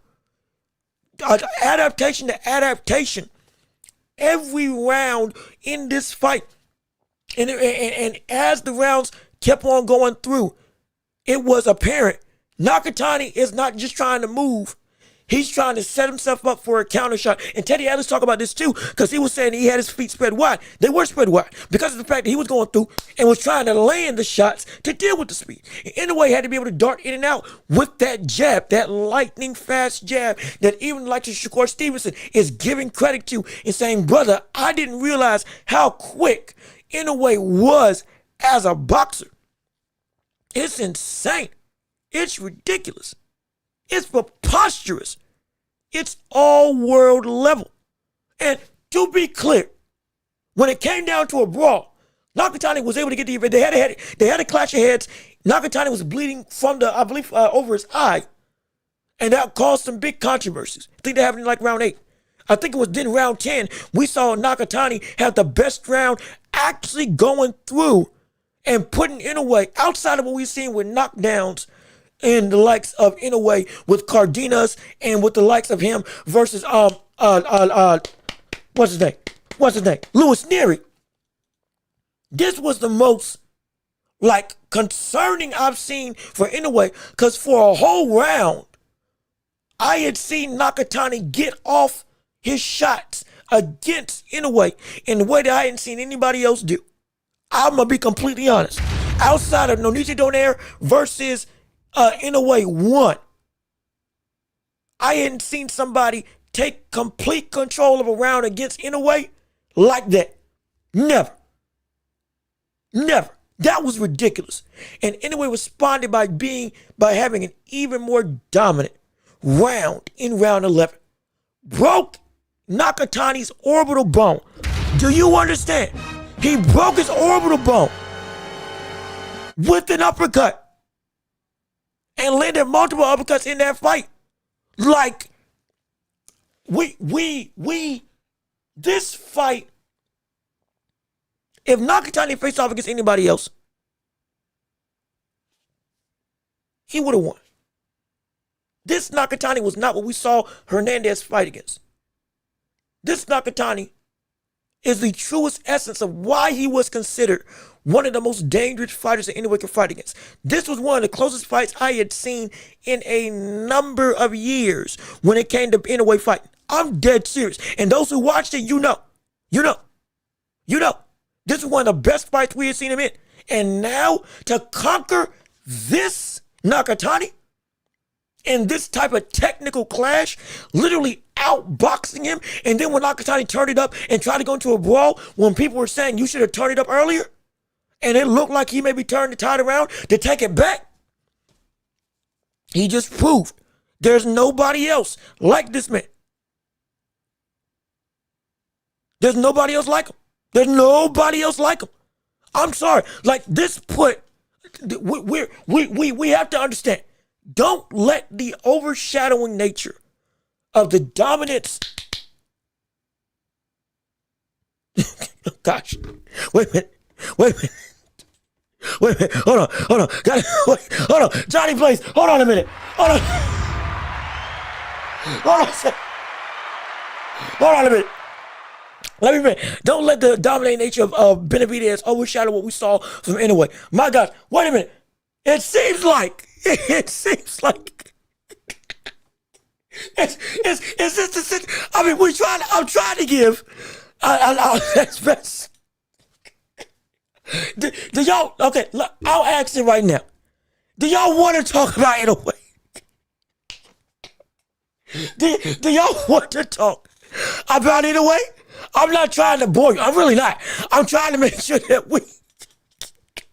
I'm trying to cover the whole of the weekend, at least to some degree. But it sounds like we really want to stick. Good night. I'm good. Great day. Shoot. My word. Okay. You know what? We're going to do a compromise. Because I see chat. I see what's going down. We'll discuss more of Inoue in greater detail. Maybe tomorrow. Because it seems like the public really wants to talk about Benavidez. Give me 5 minutes. Give me 5 minutes to talk about Inoue. Just 5. And we'll open up the championship rounds immediately after. And we can break down everything about everything. I'm going to try to condense this to 5 minutes because it looks like Benavidez is everything. It's insane. Cause I'm looking at chat. We going. So give me 5 minutes to talk about Inoue. And then we'll go and open up the whole of the show. Just give me 5 minutes. So starting now. This fight for Inoue was incredible. This fight for Inoue was phenomenal. If it was anybody else that Nakatani fought, he would have knocked him out. He would have had a better opportunity fighting Hernandez. If he had fought like this against Hernandez, he would have beaten Hernandez even more sound. The fact that he pushed Inoue to this point shows how great Nakatani is, and he deserves to still be on the pound-for-pound conversation. Inoue beating him, for me, solidified him as the best in the world. Because this was the fight. This wasn't just Japan's Hagler versus Hearns or Ali Frazier type of fight. This was the last full opposition that was supposed to be the people to beat him. Outside of Bam from a smaller weight class, this was the only other and literally the biggest the biggest concern, the biggest fight that was supposed to stop the monster from being the monster. And even when it looked like there may be a tide turning and Nakatani may be able to do it, Inoue, just like every other opponent that he faced off against, shut him down. And he beat him. Johnny Blaze, you said it, he schooled him. And mind you, I'm not going to call it schooling because that fight was that close. But now, yeah, Inoue showed patience, power. Like I said, he broke his orbital bone. He was able to outbox him at range. On the inside, he was able to beat him. And we saw Inoue, when he did get faced off against somebody that had dimensions to stop him, still forced Nakatani to fight the fight that Inoue wanted and beat him. Full stop. There's not a man that's better than Inoue. There's not a man. And at 126, you better believe there ain't many people that are as good as Nakatani at 126. There's nobody as good as Nakatani at 126. Not Shushu Carrington, not Espinoza, not Angelo Lee, not who's the other brother? Who's the other brother? Brandon Figueroa. They may be stronger. They're not better than him. They're not going to be able to box like that against him. They're not going to be able to adapt that same level of speed that we saw Nakatani be able to really make Inoue think. He made Inoue think in a manner that was one of the most computer-like sentiments we had seen in his career. Because he was really trying to figure out how to get around it.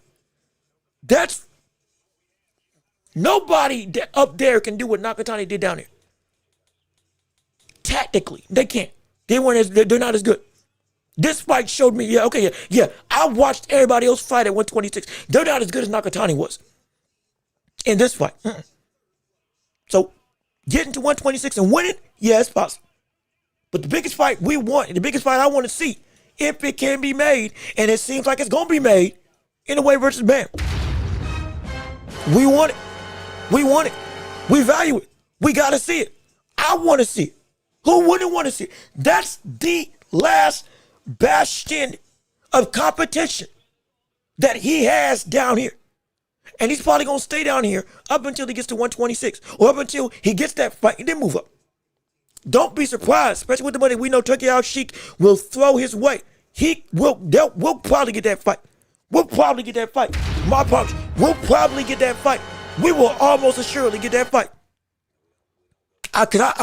After we see Nakatani, after we see after we see Bam versus Vargas, if he beats Vargas at 118, he's moving up to 122. Oh, mark my words. Mark my words. Because the money's set, the position's there, the star power's there. That's the fight that everybody needs to see. And also, that's the fight that people are saying, if we see Inoue beat Bam, we're talking all-time level discussion. We're talking all-time level discussion. And we want to see, again, technical perfection versus easy going destruction. Because Bam, everything looks effortless for Bam. In a way, everything looks surgical.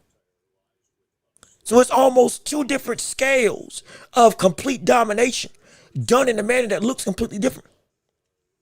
In a way, it almost looks like mechanical. And then Bam looks like he's just going through a walk in the park, smiling while he goes and puts your lights out. Like he's insane. He is insane. And I want to see that. But I'm going to tell you this right now. We're going to wait firmly for what happens after Bam versus Vargas. But after what I saw Inoue do to Nakatani, I think Inoue will be able to beat him. I think Inoue will be able to beat him. I think Inoue will be able to beat him. I really do. I really do. Let me see. I'll be real. Last thing Benavidez broke Zurdo's nose, over the bone, and teeth. I did say that. I brought that up. He broke his teeth, over the bone, lacerations in his mouth, and broke his nose. So yeah, he messed him up. He did him bad. He did him bad. In a way, it's great. We get it. In a way, it's great. We get it. But like I said, 5 minutes. 5 minutes is done. Now we're going to jump into the world of the championship rounds. Inoue versus Bam in 2027. We want to see that absolutely. We can't wait to see it. And that is the fight to happen next. Inoue last fight on Top Rank ESPN. His opponent knocked down Inoue. I'd say Inoue is at risk fighting Bam. Bam might knock him down. Yeah, it's possible. It definitely is possible. But Inoue and Inoue is fighting not as aggressive. He was incredibly fundamental in this fight. He was incredibly fundamental in this fight. He was not going and he was still taking chances, yeah. But he wasn't trying to go boom, boom, boom like we see him doing other fights. This man was on his jab, on his feet, and being aware of everything. Had an exit plan for every strategy and was not putting himself in too much risk at all times while still understanding I'm going to school you or I'm going to box you. Like he's not fighting like he did against Cardenas. He's not fighting like he did against Luis Nery. He's changed into a more, I don't want to say methodical, but a more disciplined fighter than we already saw him as, which is preposterous to think about. So yeah, he's not, I don't think Bam would knock him out because Inoue won't give him, just like he didn't give Nakatani, as many openings to be able to knock him out. That's the thing. That's the issue. So I'm excited for it. And hey, man, look, I can't wait to see it. I'm hyped. I'm ready. And when that fight does happen, it's going to be a joy to see. Anyway, special featherweights are in trouble. I think they are. I really do think that they are. But we're going to go through and we're going to delve into the world of the championship rounds. We're not going to waste any more time, and we're going to let you all's voices be heard, and we're going to change gears and switch into you all's conversation is now the biggest thing, because it's time for the championship rounds. That's right. 30 minutes to an hour. You all control the whole of the show in every capacity of this fight. Whether you want to talk about more with David Benavidez, whether you want to talk about Inoue, what do you want to talk about other dream matchups? What do you want to talk about Jai Patel? All that stuff. We're going to give you all the floor to let you see, or rather let you talk about everything under the sun in reference to the world of boxing and beyond. Please, if you haven't already, keep on liking the stream. Keep on sharing the show. Keep on subscribing if you haven't already. And please keep on joining in on the hottest show in all of the globe right here on the Welch Report with me, your host, Jean-Luc Welch. And if you can't support the channel monetarily, like I said, Cash App, PayPal, links down below in the description. It would mean the world to me to help us to pay the bills and to make the show better for you all to witness and enjoy. No question about it. But let me keep on reading your chats and responses on what you all would like to have talk about while we're here in the championship rounds. His body is growing out of 122. I think. Now, I don't know if it's growing out of it, but I know as he gets older, it's definitely going to be a concern because weight fluctuations. That's why I'm saying after Vargas, we're going to get Bam next because in a way, probably also understands he's on the clock in his own right. Mind you, Junto can get better after this fight with Inoue. He beats almost everybody at 122 after this fight with Inoue, with what we saw. But when it comes to Inoue, Teddy Atlas asked this also, how much longer or how much better can he become with his age potentially being after next year, we may actually see a decline. Maybe. I'm not sure, but it's a concern.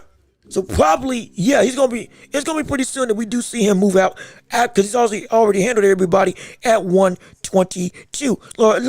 Outside of, again, bam, if he comes up. Let me see. Peach, y'all, with last note, David finna duck Ja. No, he ain't gonna duck him. Appreciate you here. Can't wait to see it come back, but he ain't gonna duck him. He ain't gonna duck him. He definitely ain't gonna duck him.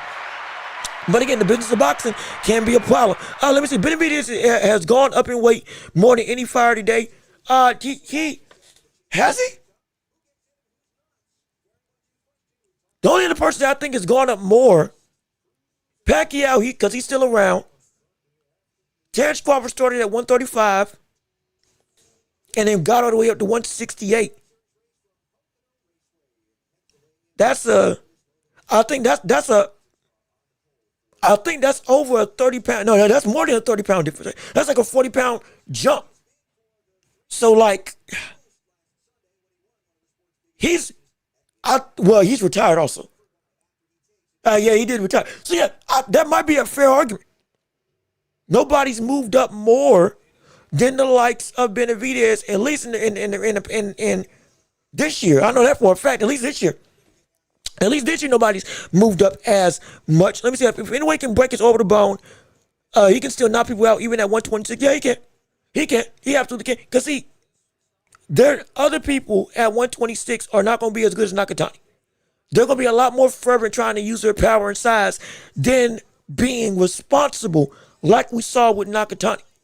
And because of that, we can definitely see them get more positions to get caught. I promise you that. Let me see. Anyway, like a cobra, the way he dodges punches. Yeah, man. Like if you saw some of the highlights of Inoue versus Nakatani, like they were literally in the matrix against each other, rolling undershots, moving this way and that, and completely like being words can't describe the amount of tactical grace and reaction time that we were seeing from Inoue. Nakatani had it too, but Inoue, what he was doing, boy, that was ridiculous. But let me see. Von Grenier, how you doing? Good to see you. We appreciate you on our live stream today. What are your thoughts on Adrian Broner? Just a random question. If you're talking about him as a streamer, he's got a great career as a streamer. No question. I hope it seems like there might be a little bit of, again, it seems like there may be a little bit of a drinking problem going on. But if he can get that to become non-problematic with streaming, oh, he's got a great career. He is an entertaining cat that can make a second living. I'm dead serious. And so I hope the best for him. I really do. And I hope he doesn't have any other outside problems. But if he does, like, commit to this, even with all the turmoil and drama that he got going on, like, he can be better off. He really can. He really can. But let me keep on reading. I'm trying to make sure. We've had so many people in chat today. I love it. I appreciate it. I'm so excited for it. I'm just trying to make sure I can catch everybody that is commenting to our streams. Let me see. Can we please talk about that? Oh yeah, Devin Haney. Yeah. Can we talk about Devin Haney and his reaction to the pound for pound ranks in boxing? Yes, we can. And in fact, we need to.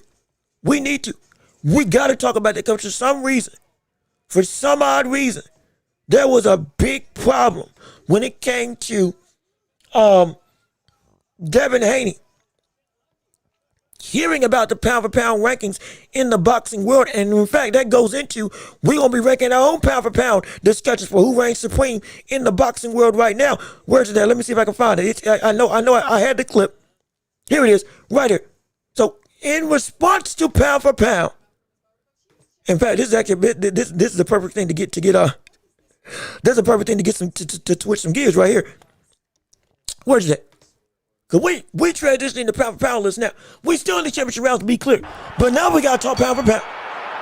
Now we gotta talk pound for pound because what Devin Haney said about pound for pound was absolutely stupid.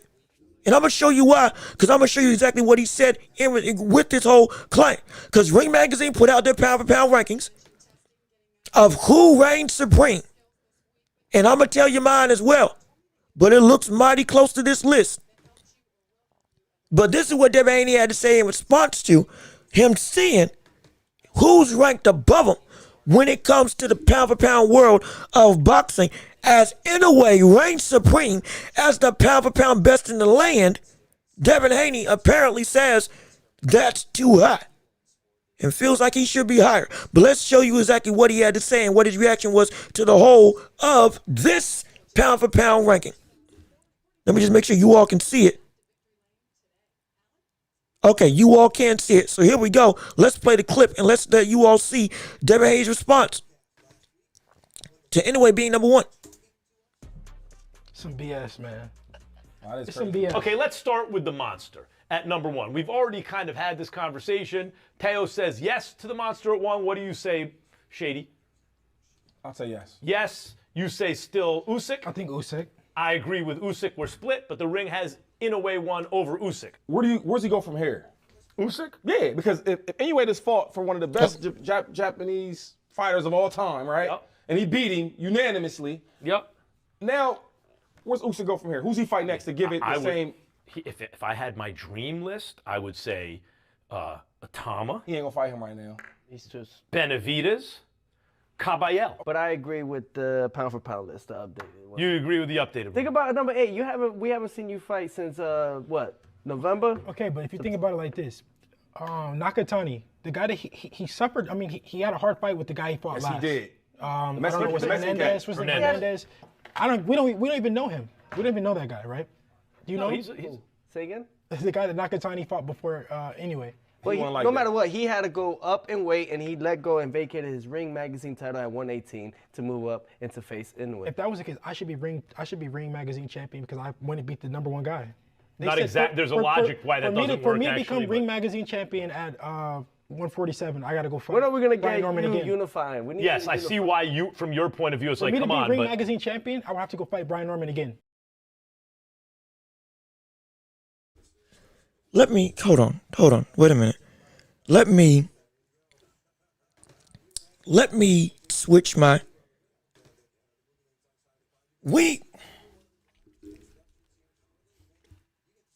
so I'm trying not to get mad. I really am. I'm trying not to get upset with this whole position that he's taking. I'm trying not to lose my cool when it comes to Devin Haney. But I'm going to look at my camera and I'm going to say this definitively. In fact, I'm going to do one better. I'm going to go, where's my camera? I'm going to zoom in ever so slightly. I want you to see. Can you see me? Y'all can see me? Yeah. I'm putting a close-up on my own face. Look good, though. Oh, no, that's too close. Hold on. That's a little bit too close. Hold on a minute. Zoom out just a tad. I'm going to zoom in a little bit more because I want you to see me when I say this clearly. Devin Haney, that's one of the dumbest things you've ever said and or done in your entire career. That includes how you fought Ramirez and the performance that got done to you by Ryan Garcia. That's one of the most idiotic, belligerently ignorant statements that I've ever heard you say. There's a whole swath of people, one of your biggest fights is Jorge Linares. There's a whole swath of people who don't even know who that is, yet that's held in high esteem. And what would have been your response to that? Oh, Linares is a good competitive fighter. You just don't know the division. Well, guess what? You don't know that division. What is it about that we've said? We've said this countless times. about the division of 130 pounds and below. There's a lot of people active and unactive in boxing, and as well as active in the boxing world as hardcore fans or casual fans. They don't keep up with the smaller weight classes. We've established that. They don't keep up with people at 118, 116, or 118, 115, 112, 122, even 126. They don't keep up with them. We understand that.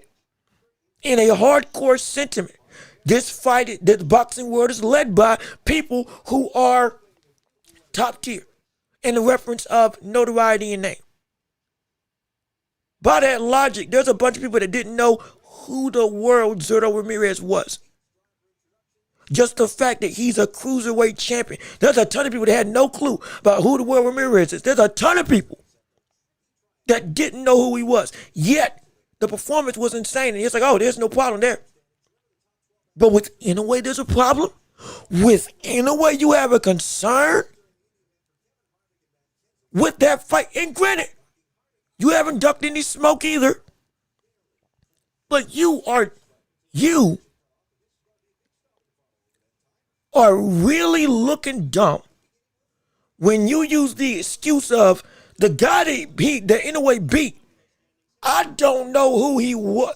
I don't know who the last guy that he fought. And I guarantee you he probably couldn't name the rest of the people that Nakatani fought because he doesn't know. He's just mad that he's under Nakatani. Because if you didn't get to see the rankings, this is why he's upset. If you didn't get to see the rankings, this is why he's upset. This is why he's upset right here. He's upset because he's ranked number 7th. Or he's ranked number 8. And David Haney's ranked number 7. That's why he's mad. That's why he's upset. Now, if you want to make an argument as to who should be ranked above who, that's completely fine. But the only reason why he's even trying to downplay the career of Junto Nakatani and why this list is stupid because you're still at 8th, well, it's only because you think you should be ranked higher than Nakatani. When the whole reason why you were at 8th is because of your win against Brian Inoue Jr. One, that was not of the caliber of a Nakatani. It was an impressive leap up from 140 to 147. Absolutely. Against the baddest man there. And he just lost to the baddest man in boxing, not just in a division. And his performance looked a lot more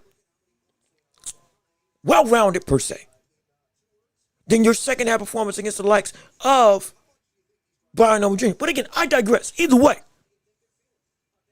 him losing to the number 1 guy when he was the number 2 guy below 122, mind you, it was Inoue and Nakatani, and below 122, there was nobody that could stop either of them. And you lost to him. That's not bad. That and with everything you've already done, you're doggone right. He should be 7th. And Devin Haney, if he wants to elevate forward, he could do some more stuff to elevate forward. No question. But we're not going to act like and use the same excuse that we keep on hearing when people try to discredit Inoue or Nakatani or anybody else that ain't American, that we don't know who he fought. We don't know who he went up against. We don't know who the world he's been in the ring with. Guess what? You probably don't know who Bam beat. If we asked Devin Haney who Bam beat, he probably gonna say, I don't know, outside of Estrada. And he knocked him down. Estrada knocked him down. What, is he really that good? Is he really that great?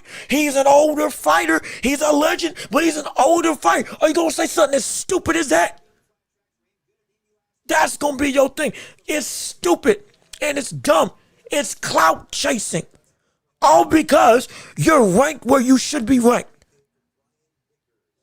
You are where you should be at. And you deserve to be at 8. You deserve to be at 8. That's not bad, but don't act like you trying to. Nothing that you say is gonna change your stock as to your perception of a fighter with how you performed in your last fight against Brian Inoue Jr. This is where you should be at. This is where you should be at.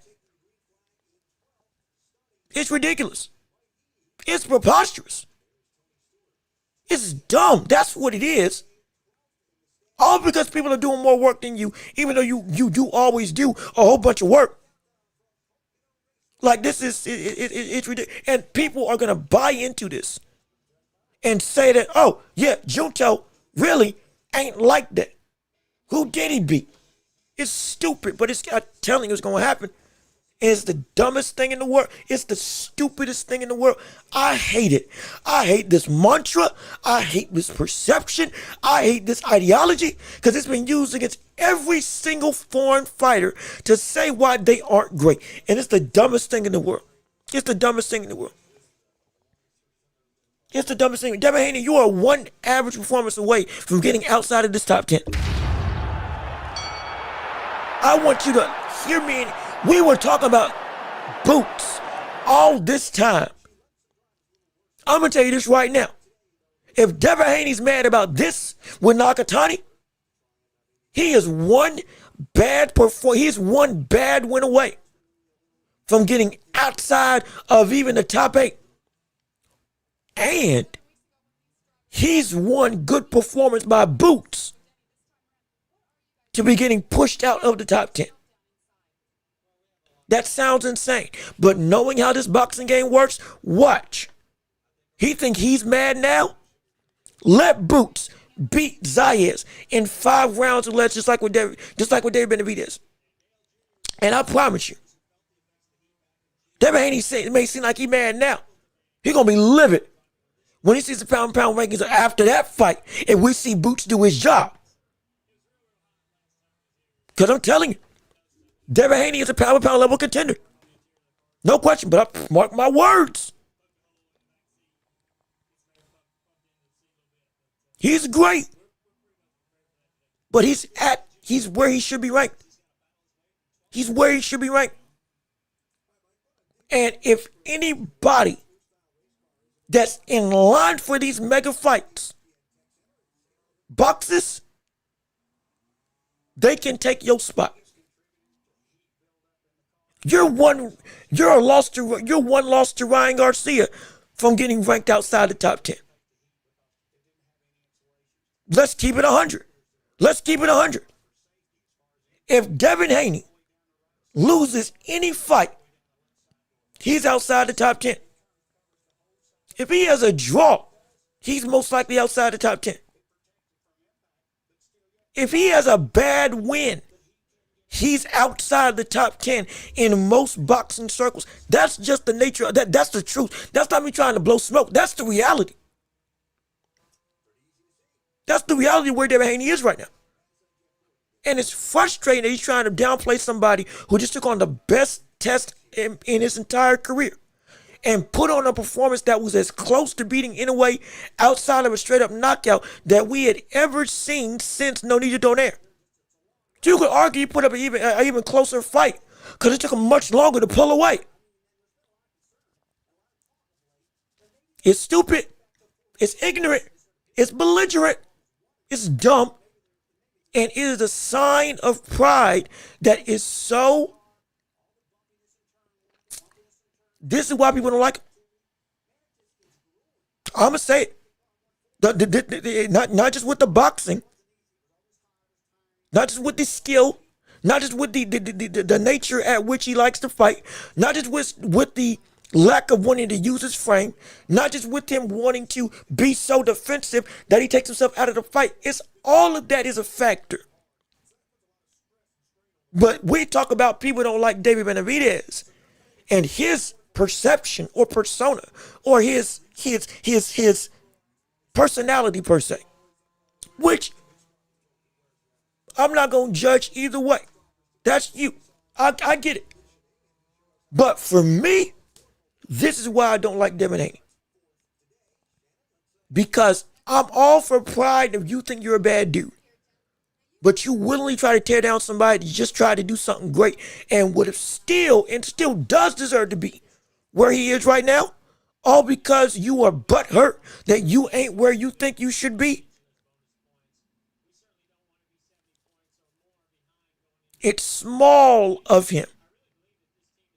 And he doesn't even have the merit of weight of, yeah, you should be higher up. It doesn't. And it's ignorant and it's dumb. I'm telling you, man, the next fight he's potentially going to be in talks with is either going to be with Ryan Garcia or somebody at potentially 154 hypothetically.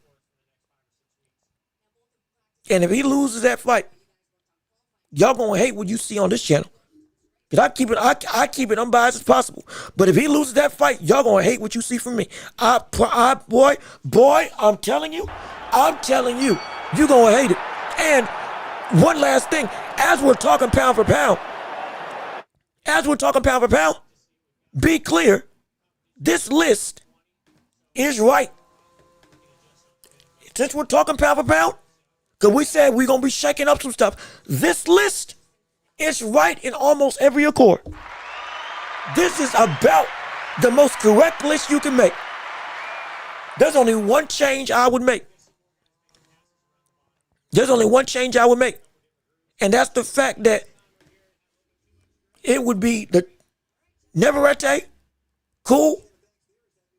If you want to argue Canelo should be there, perfectly fine. With the way Navarrete's been moving, I have no problem with him being on the pound for pound. Oscar Collazo, people have had some debate about that. That's understandable. Like I said, interchangeable between Inoue, Navarrete, Canelo, those three, you want to put in that tier, no issue. David Haney at 8, that's where you belong. Nakatani, that's where you belong. Bivol, that's where you belong. Benavidez should be at 4. And Bam should be at 3. And Shakur should be at 5. Because, in fact, for my pound for pound list, let me go and switch gears and give you mine that I have made as we keep on evaluating, we keep on changing, we keep on, as the sports world keeps turning, we're going to keep on changing our list for who I feel is the pound for pound top 10 in the globe. And for me, when it comes to who I see as the pound for pound, it is Usyk, or rather, it's Inoue at 1, Usyk at 3. I'm sorry, I'm mixing my stuff up. It is Inoue at 1. It is Usyk at 2. It should be Bam at 3. Then it should be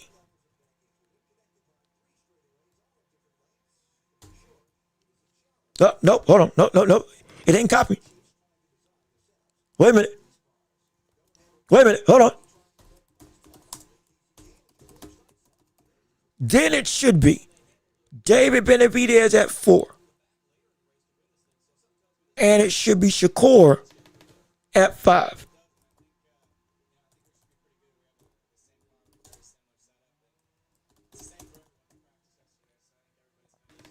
And Bivol at 6. That's my list. Inoue, Usyk, Bam, David Benavidez, Shakur Stevenson, Bivol. And then, like I said, between this 8th spot, even though for me, I had Haney at 9th. Junto losing is going to bump him down. For me, it'll probably bump him down to,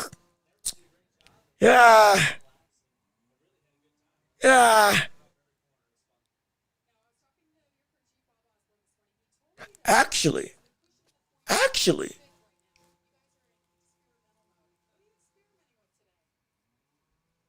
with the outright dominance he displayed and the consistency except for this fight, though he had a tough fight with Hernandez, David Haney had a tough fight with the likes of, who had a bad fight with Ramirez, then beat Brian Owens Jr. absolutely. But during that stint, there was a lot of bumpy roads in the perception of him. That's a good question. That's a really good question. You know what? I'll do it. I'll do it. I'll do it. Junto Nakatani.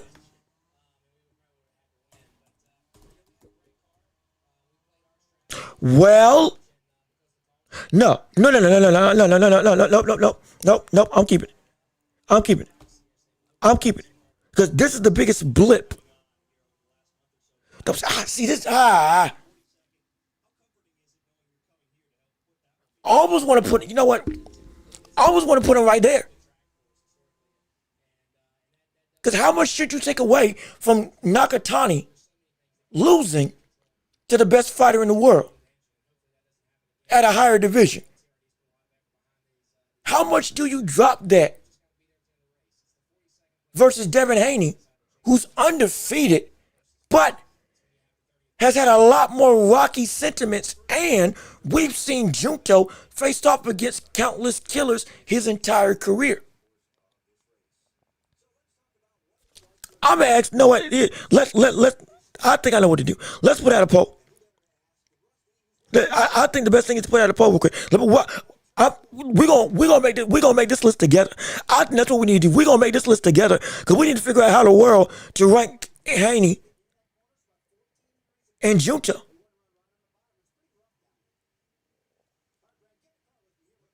You know what? Nah. I'm rocking with the list. I'm rocking with it. You know what? I'm a stick to my guns. I'm a stick to what I know I should do.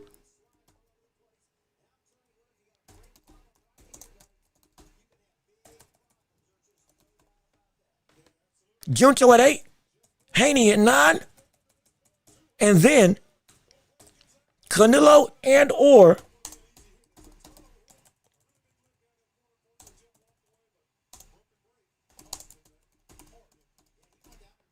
rather, I'll put a dash. Canelo or Navarrete at 10. That'll be the thing. I'm sorry. I had to do a lot of weighing and thinking. I had to do a lot of back and forth in my mind. I was trying to talk through it, but this is my list. Inoue, Usyk, Bam, Benavidez, Shakur, Bivol, Archie Beterbiev, Junto Nakatani, Devin Haney, Canelo Alvarez with Navarrete tied with him. That's my pound for pound list. This is who I have reigning supreme in the boxing world right now. Whether you agree or disagree, I would love to hear your thoughts on it. But this is who I have as to who reigns supreme in the world of boxing right now. I want to hear your thoughts on the matter with us today. Let me see what you all's responses are. Trying to make sure I get it. Collazo sucked. Collazo's had a lot of sentiments that people are like, maybe he shouldn't be the top 10. That's a little bit debatable. We can debate that, but this right now, this over here is my list, and I want to hear what you all's reactions are to the matter. Who has Boots beat? Also, Nick, what's going on with you? Is it? Good gosh, is it Nick, man? I can't really read. I'm fuzzy. Also, stuff's going by really quick, so I'm trying to read everything I can. But how you doing? Good to see you. Who has Boots beat? His best win is Stanionis. If he beats Zayas, it gets a better conversation of where his position is in the boxing world as a whole. So he needs to beat Zayas, but after Zayas, we have ourselves a very good conversation as to where he ranks pound for pound, because he's on the cusp of getting to that threshold if he wins. But again, what we're going to see as we see this fight go through. Let me see. I'm trying to see everything I can. Benavidez, Shakur, Bam will run boxing. I think so. I think so. I believe that. But who's going to be at the top? Because for me, I always thought it was going to be, especially with what the landscape is right now, Benavidez, Shakur, Bam, and then Boots. Those were my four that I thought could run the sport especially now. Unless we see somebody like Inoue be like Usyk and just stay this dominant for longer than we may expect. This is what looks to be the next force or forces in boxing. At least to me. Let me see. Like the stuff Devin said, this needs to stop. I'm triggered. I'm mad. And I understand he's going to feel that nobody's better than him. I get that. But, like, there's a respect that you got to give that just, why would you not want to, why would you not give credit where credit is due for somebody who is deserving of that praise? At least to me. Boots Ennis, the most talented fighter in the sport. He's up there. He's the most raw talent. He's got some of the best ability outright. Straight boxing, though, he's got to prove it. He straight boxing, he's got to prove it. So we're gonna wait and see how he proves it on as we coming up in June. Let me see. No, please. I'm not gonna take him out completely. He does deserve to be there, but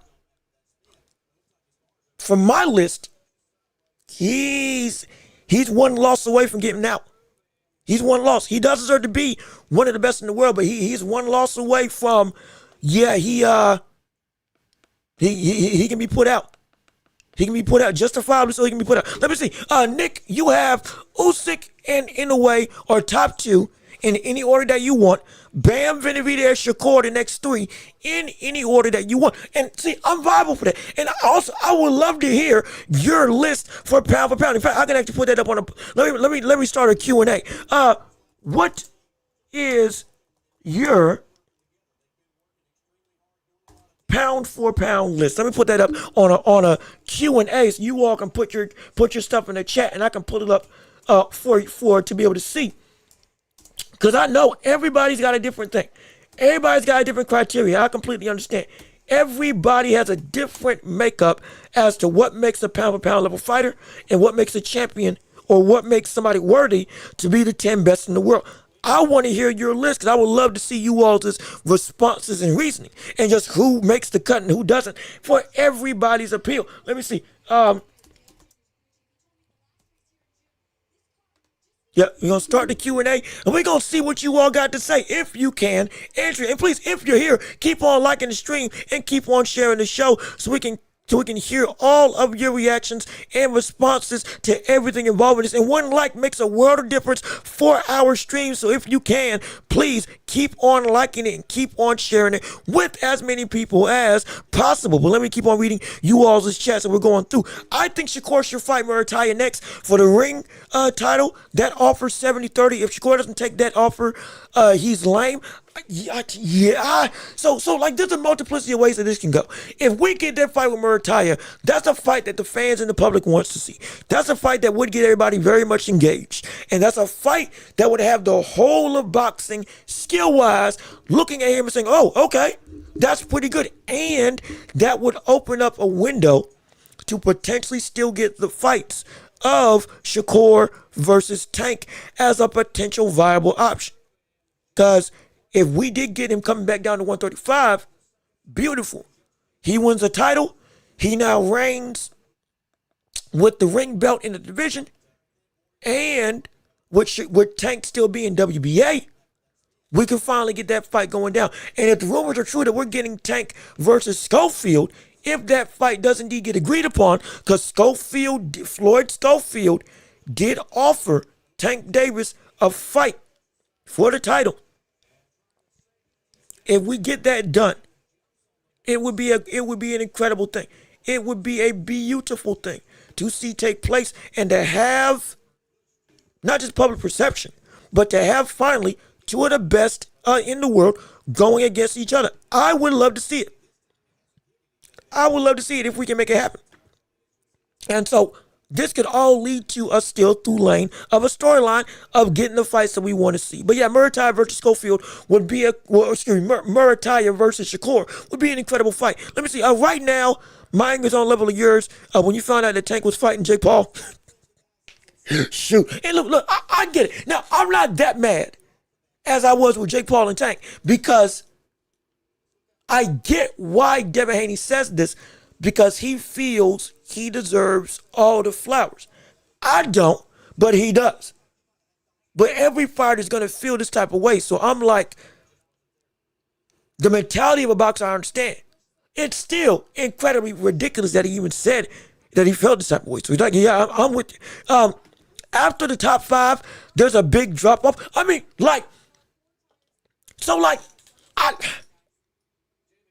this is why this cut is so important, top 5 and top 10, because there is going to be a big gap. Now, Bebo's been injured and been out. I understand. Artem Benavidez, he's been wanting to fight with Bivol, and he's had stuff out of his control that have gone away. I understand. We've seen Junto just lost, but still, he is still a great fighter. And then Haney and potentially Canelo and Navarrete, they just coming off losses. Like, this is what the list is going to look like. Because you have success, one win or one defeat can change everything about the perception of a fighter. It is indeed that close. One iota of a difference can change the whole conversation of what exactly is going to be seen with or without a fighter's viability to be at the top of the mountain. So it is, if it looks like it's a big drop off, it's because, yeah, it's that hard to make that type of cut. You got to use something incredible. That's why I was saying Boots can't get up. Boots could not get above. That's why I was saying Boots couldn't get above the top 5 just by beating Zayas. Because there's so much more work that needs to happen, at least in my opinion. Let me see. You say it's a good, Johnny Blade, you say good list. Hey, look, I appreciate it. I'm glad. I want to hear you. I want to see you all's list, though. I want to see you all's responses as to what you have as, did I click? Sorry, I thought I clicked. Oh, okay, there we go. Dang it, I thought I had already started the Q&A. I'm sorry, I thought I had already started the Q&A. My apologies, I did not. Here we go. Here's the Q&A so we can see what you all put your pound for pound chats in or put your list in for who you feel is pound for pound. In a way, after this has to be an all-time great. Well, he already was. This just further solidified it as one of the best in the history of this era. Now, if he beats Bam, now we're talking about top 10, top 5 all time. Now we're getting to that dangerous territory. Because, yeah, he's for some people, I dare say myself included, he may already be there. He may already be one of the 10 fighters I've ever seen. And I don't say this lightly because, oh, you just put Terrence Crawford there. You can't put Inoue there automatically. With Terrence Crawford, with all the stuff that he had in his career, 42-0, 30-something knockouts, he deserved to be in pound for pound, top 10. No question. Inoue has done just as much work as him in less time with arguably an even denser type of talent. Arguably. Now, in the fight, in the biggest him versus him type of affair with him versus with him versus Nakatani, he didn't beat Nakatani as destructively as Spence versus Crawford. We get that. The most shocking win is still Crawford, no question. That significantly bolstered this whole conversation about Terrence Crawford, and it deservedly so. But the body of work where we're saying that you may be better at this small weight class than some of the greatest we've seen, like a Salvador Sanchez, like Manny Pacquiao when he was coming through from 126 to 130 to 147, that type of range, even though, again, he got up to 147, but during the 130s type of sentiment to 120s, like he looked incredible. We're putting him in that type of domain. where he's fought such a dense population of top tier level danger, and almost all of them he knocked them out and beat him in such a way that him losing a round was shocking in the same regards. It's like, it's a conversation. And Bam can be the icing on the cake to validate that for a lot of people. Let me see. Benavidez and Bebo stayed in the midst after beating each other. Yeah, that's why I kept him there. Because they deserve to be there. Because they both were in the same position. They just flip-flopped. They're connected at the hip unless somebody loses or has a bad performance. They're connected at the hip in that regard unless somebody goes through and slips. It's that close between them. Let me see. Do you see Errol Spence making it back on pound-for-pound list if he makes a good comeback? I don't. Not now. Not now. Not now. The only way I could see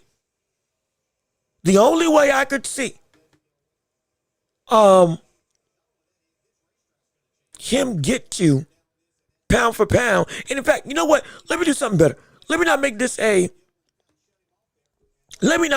Q&A. Because I think that works out worse.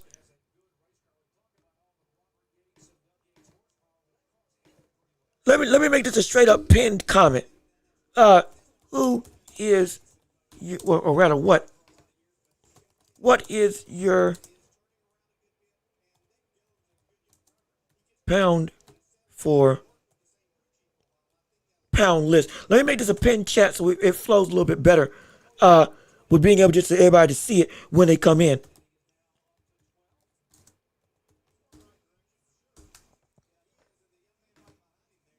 There we go. Hold on. Wait. Hold on. We're just trying to get it. There we go. Okay, we're gonna pin this at top so we can see what you all have to say. But I don't think he makes it back to pound for pound after a comeback. The comeback would have to be sustained. And again, he'd have to beat Fundora and somebody else. One win just doesn't do it. Shoot, even a title doesn't do it. He would have to beat like at least two of the top names out there. We're not saying Bocha.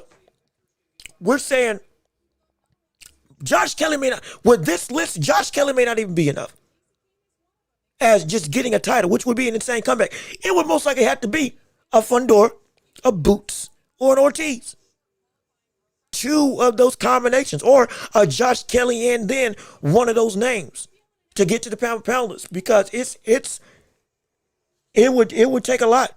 It would take a lot. Let me see. Losing the great fighter shouldn't stop you. Shouldn't get you off the list unless you wear a hype job. Yeah, I agree with that too. Also, hold on. Wait, Matt. Hold on. Wait, Matt Borgerson. Super chat. We got paid again. We appreciate you, Matt Borgerson, for the $2 super chat on stream. We thank you so much for all the support, and we appreciate you donating and giving alms to the Empire. And please, everybody, this has been one of the best shows we've ever had. Keep on liking the stream. Keep on sharing the show. Keep on telling people about what we got going on, and keep on responding with your questions and comments. And if you can, please support the channel. It would mean the world to me, absolutely. But you all to being a part of this does my heart oh so good. But let me see.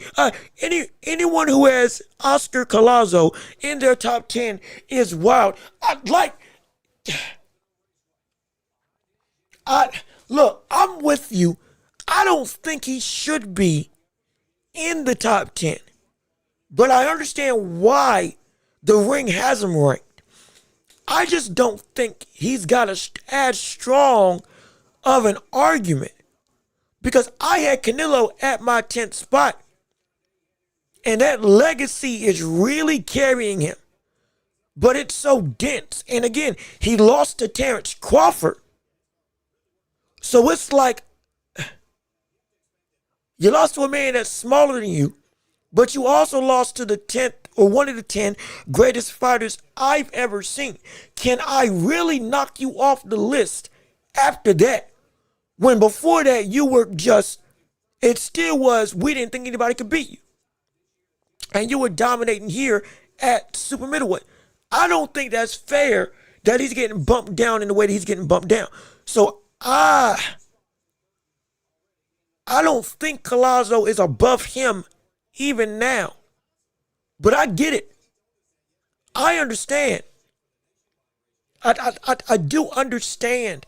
I just don't agree. So I'm with you. I don't think it should be there. I don't think it should be there. At least in my opinion. If you look at Inoue's achievements, it's like a comic book.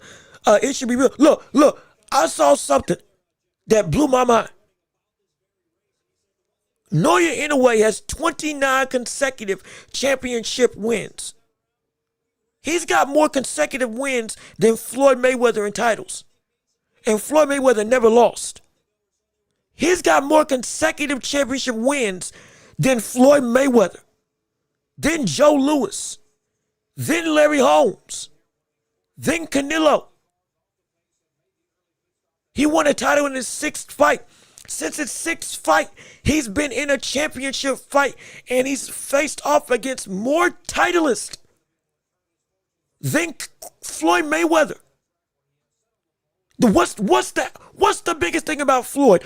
Who has beaten more champions in their career than Floyd Mayweather? Well, right now,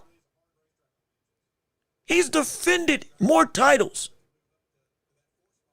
because he's been undisputed against more people and has beaten more people than Floyd was able to beat as a champion or taking a belt against a big variety of names that all, yes, they may not be as well known because of the notoriety of the smaller divisions.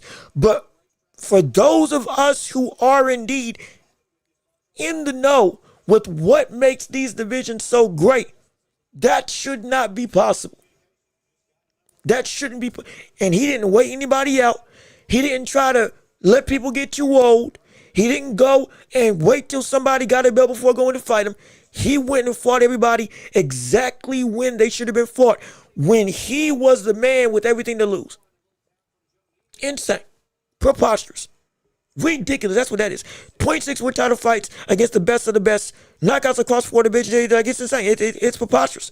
Legitimately. It's ridiculous. It shouldn't exist, but it is. I'd replace Collazo and put Fundora on my list of it. And you know what? That's fair. That's fair. That's fair. That's now, I don't think he should be on the pound for pound list because of the context with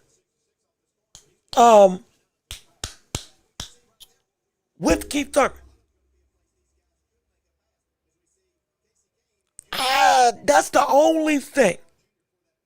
If it was somebody higher up and skilled than Keith Thurman, with him reigning, you would have a way better argument. At least for me. But Fundora at this division, like I said, anybody who comes out as outright the king of this division, where it's not even questionable, they're gonna get pound for pound from me.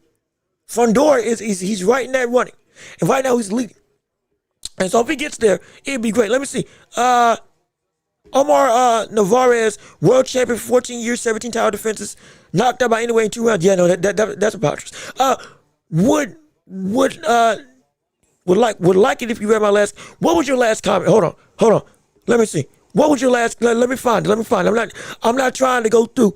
Let me see. I would put David at 6, bumping up everyone. Shakur at 7 though. Rest you have right. Let me see. Let me go back and look at my list. Let's pull it back on screen. So let's see. You said I would have put Inoue at 6, and then bumping everyone. Shakur at 7. Oh, okay. So it seems like your list would have been. It would have been Inoue, Usyk, Bam, and then you'd have had, if I'm putting David at 6, and it would be Bivol at 5. Excuse me, Bivol at 4. Beterbiev at 5. And then Benavidez at 6. And Shakur at 7. And then Junto, Haney, and Canelo as 8, 9, and 10. Okay.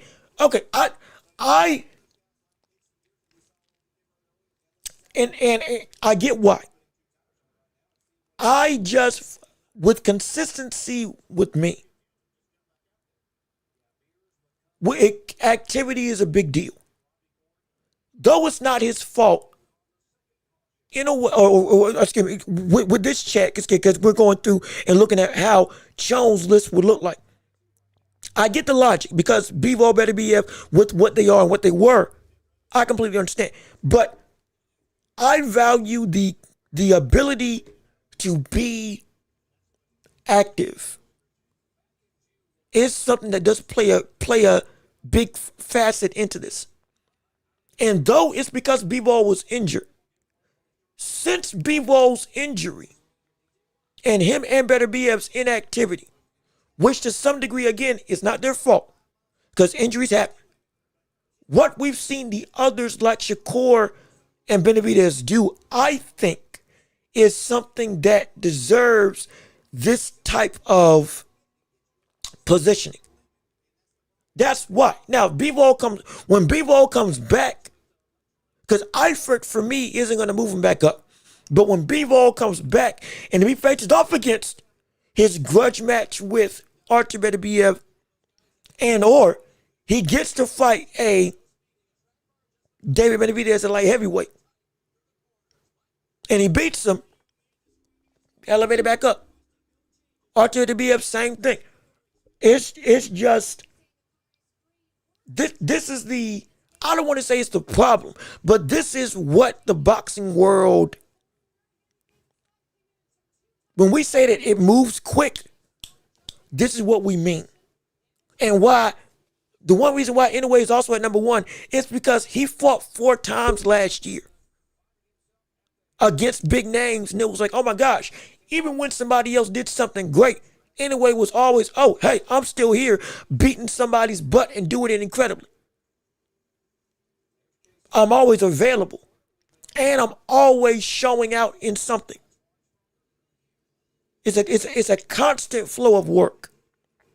Bivol got taken out of that flow, again, because of injury. But with that, other people did so much. It's like, I can't ignore it. He won titles, though he beat a man that Bivol already beat. He beat him in a bigger weight class than Bivol's ever been in. Then almost everybody in this division has been in. After also already conquering 2 other weight classes before that.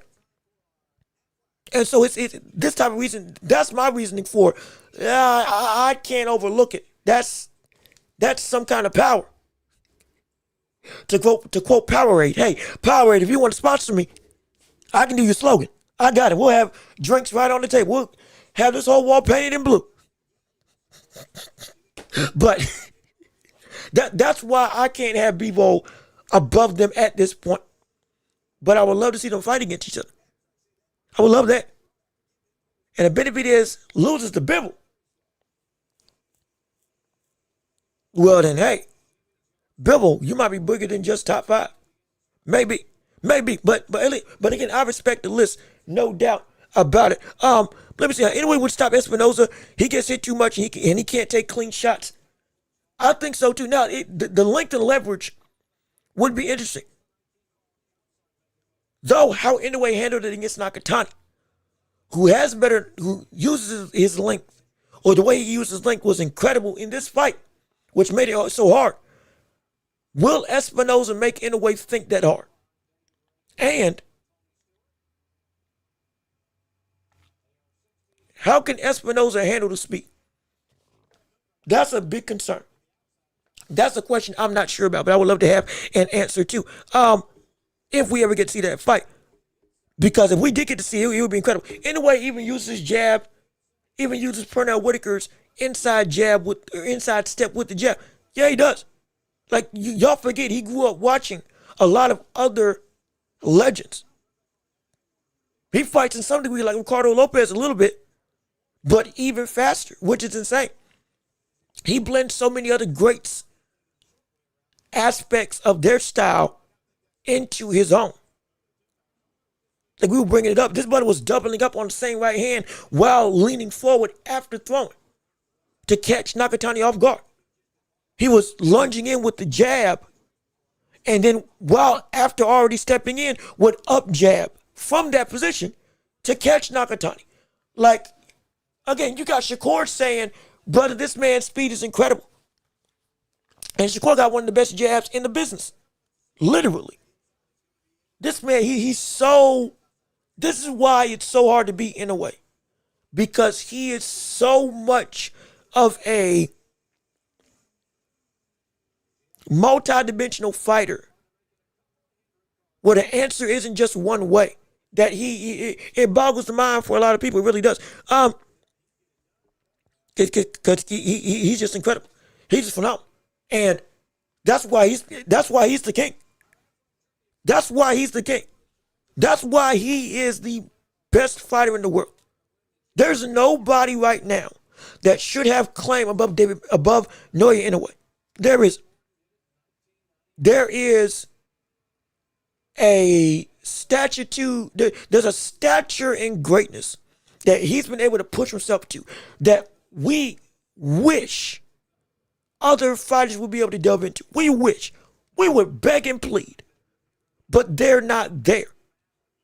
We are watching Inoue continue to compound on one of the densest careers we've ever seen in boxing, where it's like a tungsten stone or a tungsten brick, where even though it looks compact, it's so heavy as a ecosystem of threat level that he's been fighting against. When we say we may never see a fighter like Inoue again, we mean it. We mean it. We really do. And I'll tell you this right now.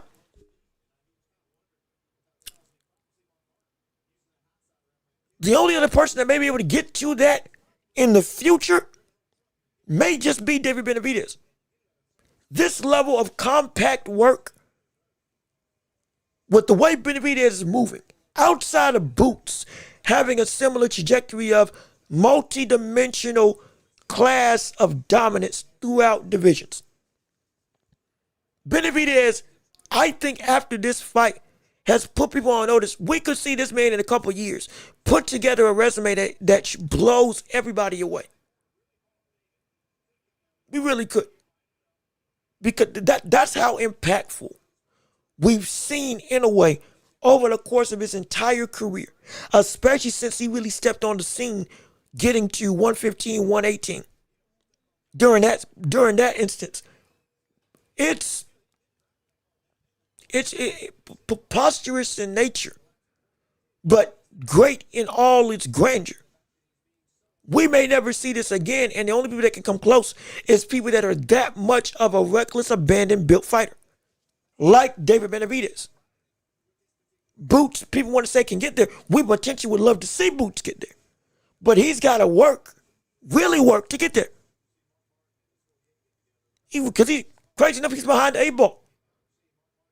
Benavidez has put together a foundation of a resume that by the time his career does get to this point, because he's 28 years old, 28, 29 years old, Inoue's 32. By the time Benavidez gets to 32, if he keeps fighting like this, but his resume is about to be, it's about to shock the world.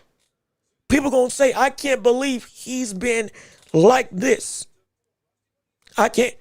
People gonna be saying it. And they're gonna be comparing it to, he moving in the way that Inoue was moving when he was around in boxing. He's moving the way that Terrence Crawford was moving while he was around in boxing.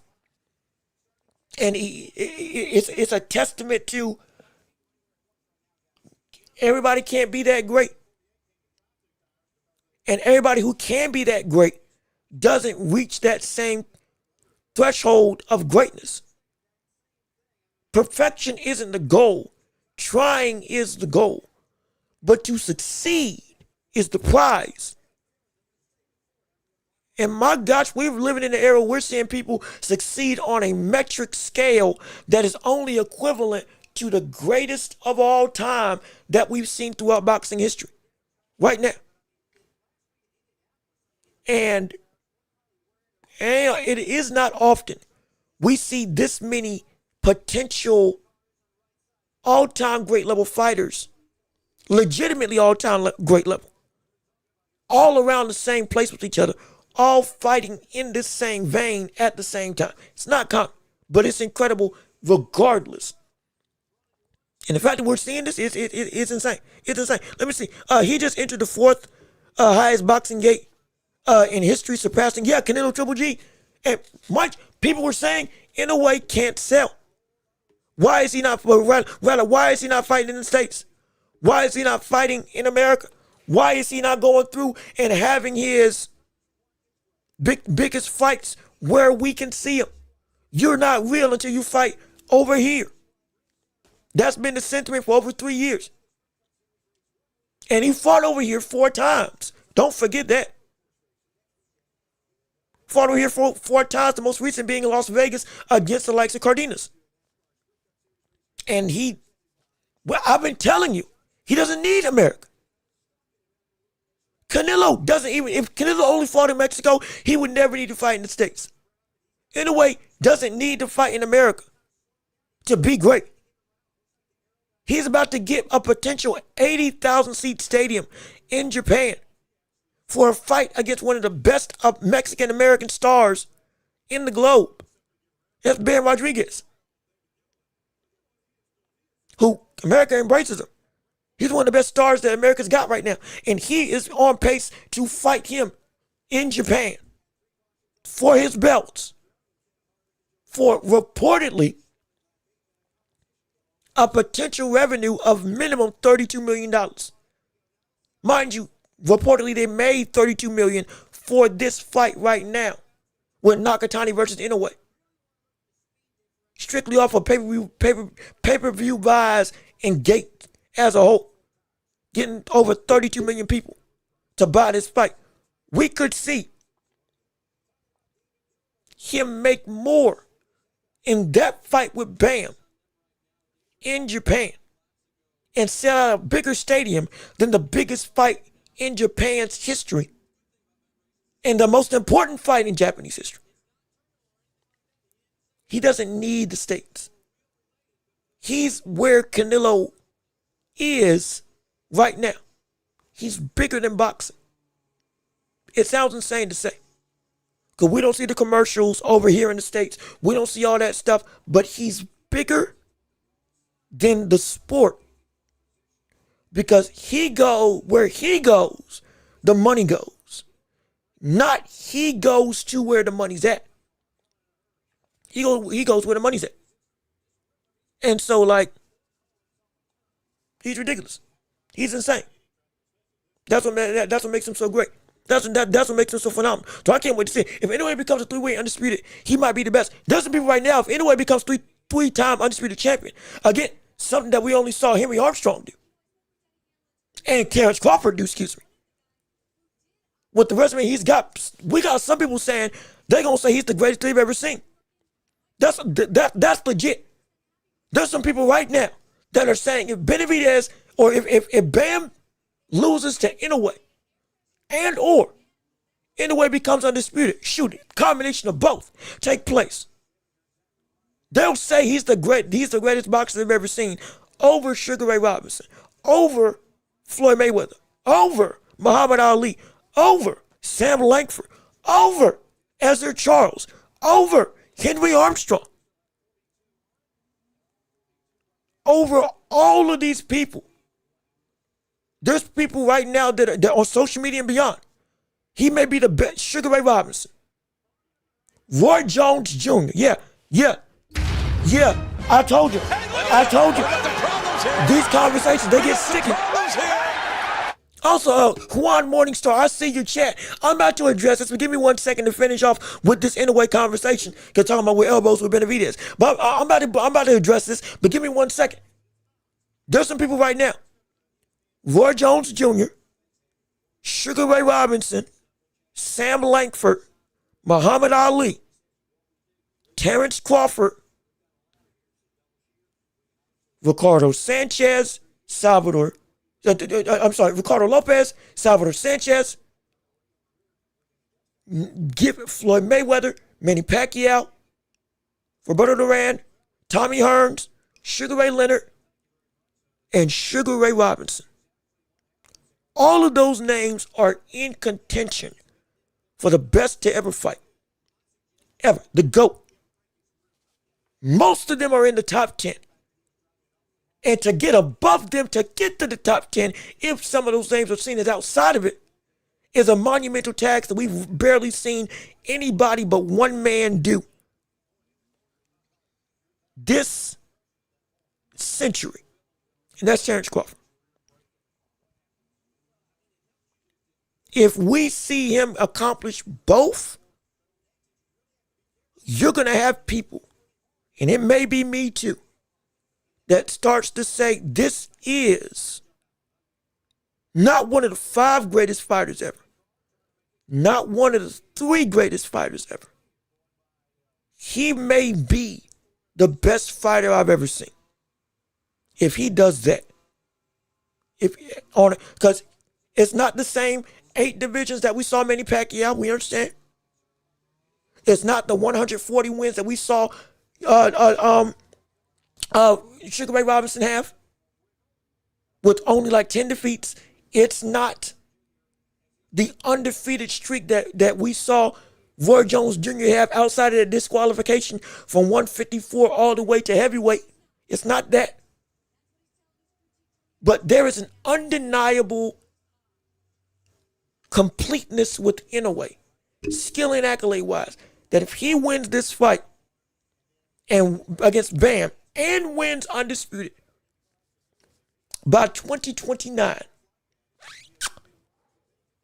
we are having some conversations that Roy, Sugar Ray Robinson, I never thought I'd say that somebody was up to your level. This man may just be it. He may just be it. And my gosh, if he doesn't even achieve that, I'm uncomfortable with the conversation, but I'm going to have to start having it. I'm going to have to. Because we're seeing a level of greatness. Like I said, Terrence Crawford just got to the top 10 with his career. We're seeing Inoue keep on growing. And he can potentially double up on what Crawford did. Hypothetically. Don't let him actually say, I can move up to other divisions. And 126, you know what? I can actually go bigger. Don't let him say that either. Because then we're going to have some concerning talks and conversations. But look, hey, Juan, we already addressed this. He landed an elbow on the likes of Benavidez, or on the likes of Zurdo. He was on the opposite side of his head. The punch that stopped the fight was the hook to the head. It was that. And but again, Max Kellerman even said, look, that wasn't an intentional elbow because you had the likes of Max Baer that used to do that in his career, which is true. Shannon McCoy, crazy enough, did not know who Max Baer was, but regardless of which. That's what the historians are for. We understand. Either way. I don't think that was intentional because I watched that brother throughout the whole of this fight and every fight before this. He's been throwing those same combinations. He's not trying to throw elbows. But it's in such close quarters that he rips, he follows through, comes back, follows through, comes back. But trust me, I don't think it was intentional. Because I haven't seen that in most of the fights I've watched when he's been disruptive. I guarantee you. And so you can laugh. It's funny. Because he did crack him. He caught him with a Draymond Green level elbow. He definitely did. But I just don't believe that he's a dirty fighter like some people may be trying to paint him as. At least not to me. Because I haven't seen this as a big problem throughout the whole of his career. Even still though, it did happen. But it did not. But he was going to get knocked out in the same way regardless. Without the elbow. He still, it was a punch that stopped the fight. It was a punch that had him grimacing. The elbow wasn't the thing that he wasn't holding the side of his face that got caught. He was holding his eye. From his right eye from his left hook. That's what he was holding. Because he was about to go blind. Let me see. The most insane stat of Inoue has never been outlanded in any punch category ever, which is insane at the highest level. I think this was the only round. The only round that he got outlanded in might have been The round that Nakatani definitively won, which was, I think, round 10. That might have been the only round that I've ever seen Nakatani get, or in a way, outlanded in by somebody in a fight. Might be the only one. Outside of that, I don't think I've ever seen him outlanded like this stat is. And so it's incredible. Unless I read that stat wrong and even Nakatani didn't outland him in that one round. From reading that wrong, so be it. But my gosh, man. Like, that's ridiculous. Truly. It's ridiculous to see. But I think there was one more thing I wanted to say about this whole situation. We've been here 3 hours, 37 minutes. We appreciate you all being on the show. Like I said, you've been a phenomenal audience. There's one more thing I did want to say, though, about this in reference to pound for pound and the boxing ecosystem as a whole. If I can find it, I think it was something that Shakur Stevenson had put out about the landscape right now in the boxing world. Let me see if I can find it. Here we go. Yeah, I found it. It's Shakur and his reaction, David Benavidez, and more specifically, what he would like to see him do. And I'm gonna play the clip, and then I'm gonna talk afterwards. But there's a reason why I'm playing it. But I'll let it breathe first, and then I'll explain the significance of this clip right here with Shakur on the podcast, Beyond the Glove, talking about his reaction to David Benavidez and him winning in this fight.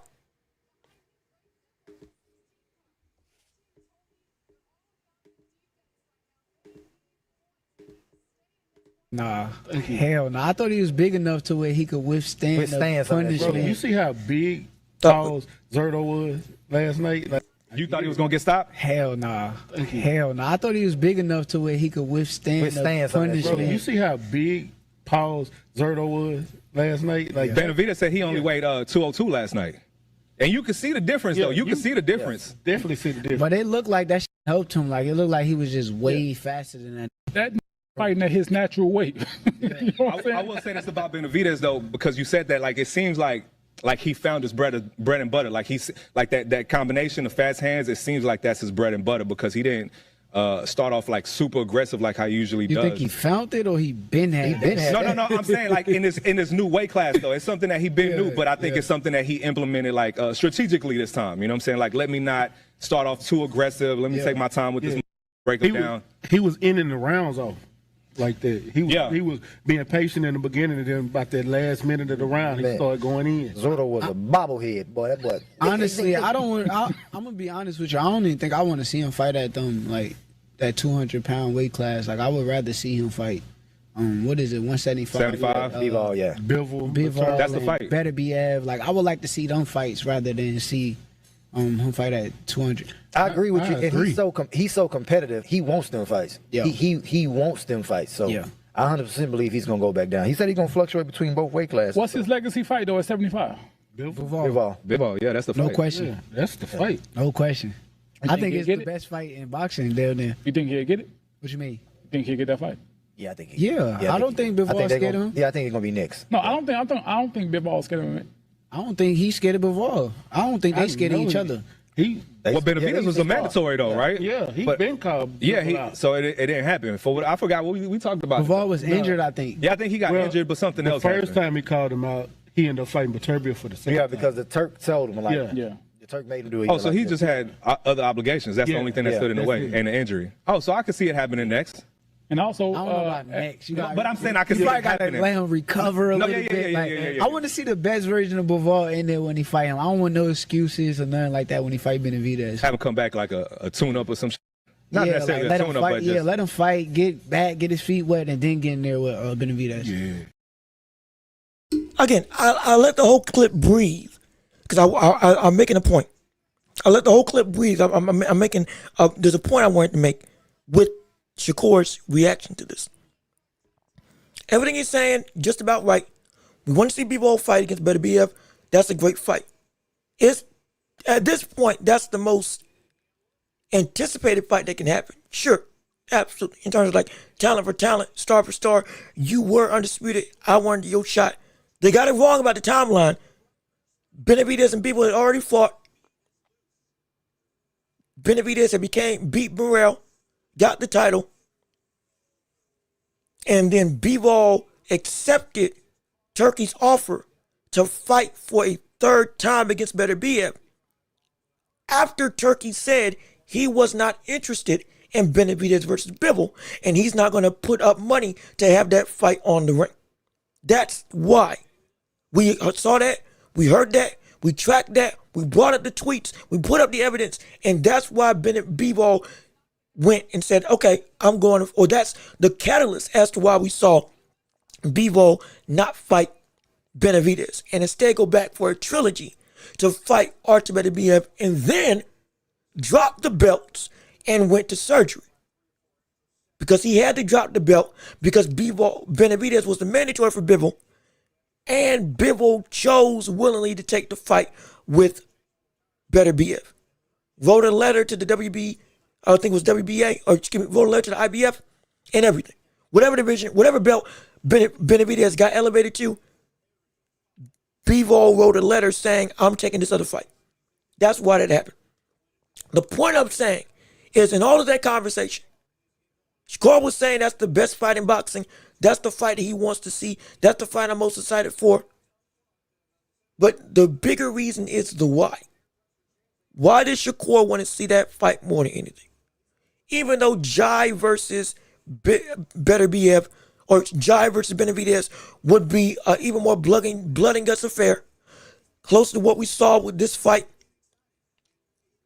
with Benavidez and Zurdo, excuse me, or potential fight at heavyweight, or Artur Beterbiev would be a great fight that would be similar to what we saw with Benavidez versus Zurdo. Why does Shakur want to see Benavidez and Bivol? It's not just because Shakur is like us wanting to see the best fight, because that would be a great fight. But it's because he feels that the boxing ability of Bivol is going to do what Zurdo and everybody else couldn't. Skills pay the bills in his regard. And he's going to be able to outbox and move around and do the same stuff that Shakur would think, hey, I think he can handle this. Because notice, normally Shakur doesn't want people knocked down, or rather doesn't like knockdown, drag out brawls. That's the thing. He wants clean work, efficient work, effective work. Master classes in pugilistic perfection. That's his MO. Benavidez is a great technician, but he operates in blood and destruction. That's the thing. Come polar opposites.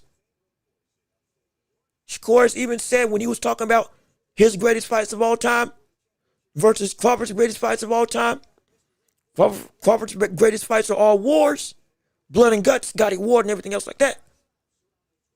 Pacquiao, Floyd, Pernell Whitaker, when he outclassed somebody, and one-sided affairs of tactical perfection. He feels that Bivol, his skill is going to be the thing to beat Benavidez. Because he may feel that Benavidez is as bad of a brother, but he's not as good of a boxer.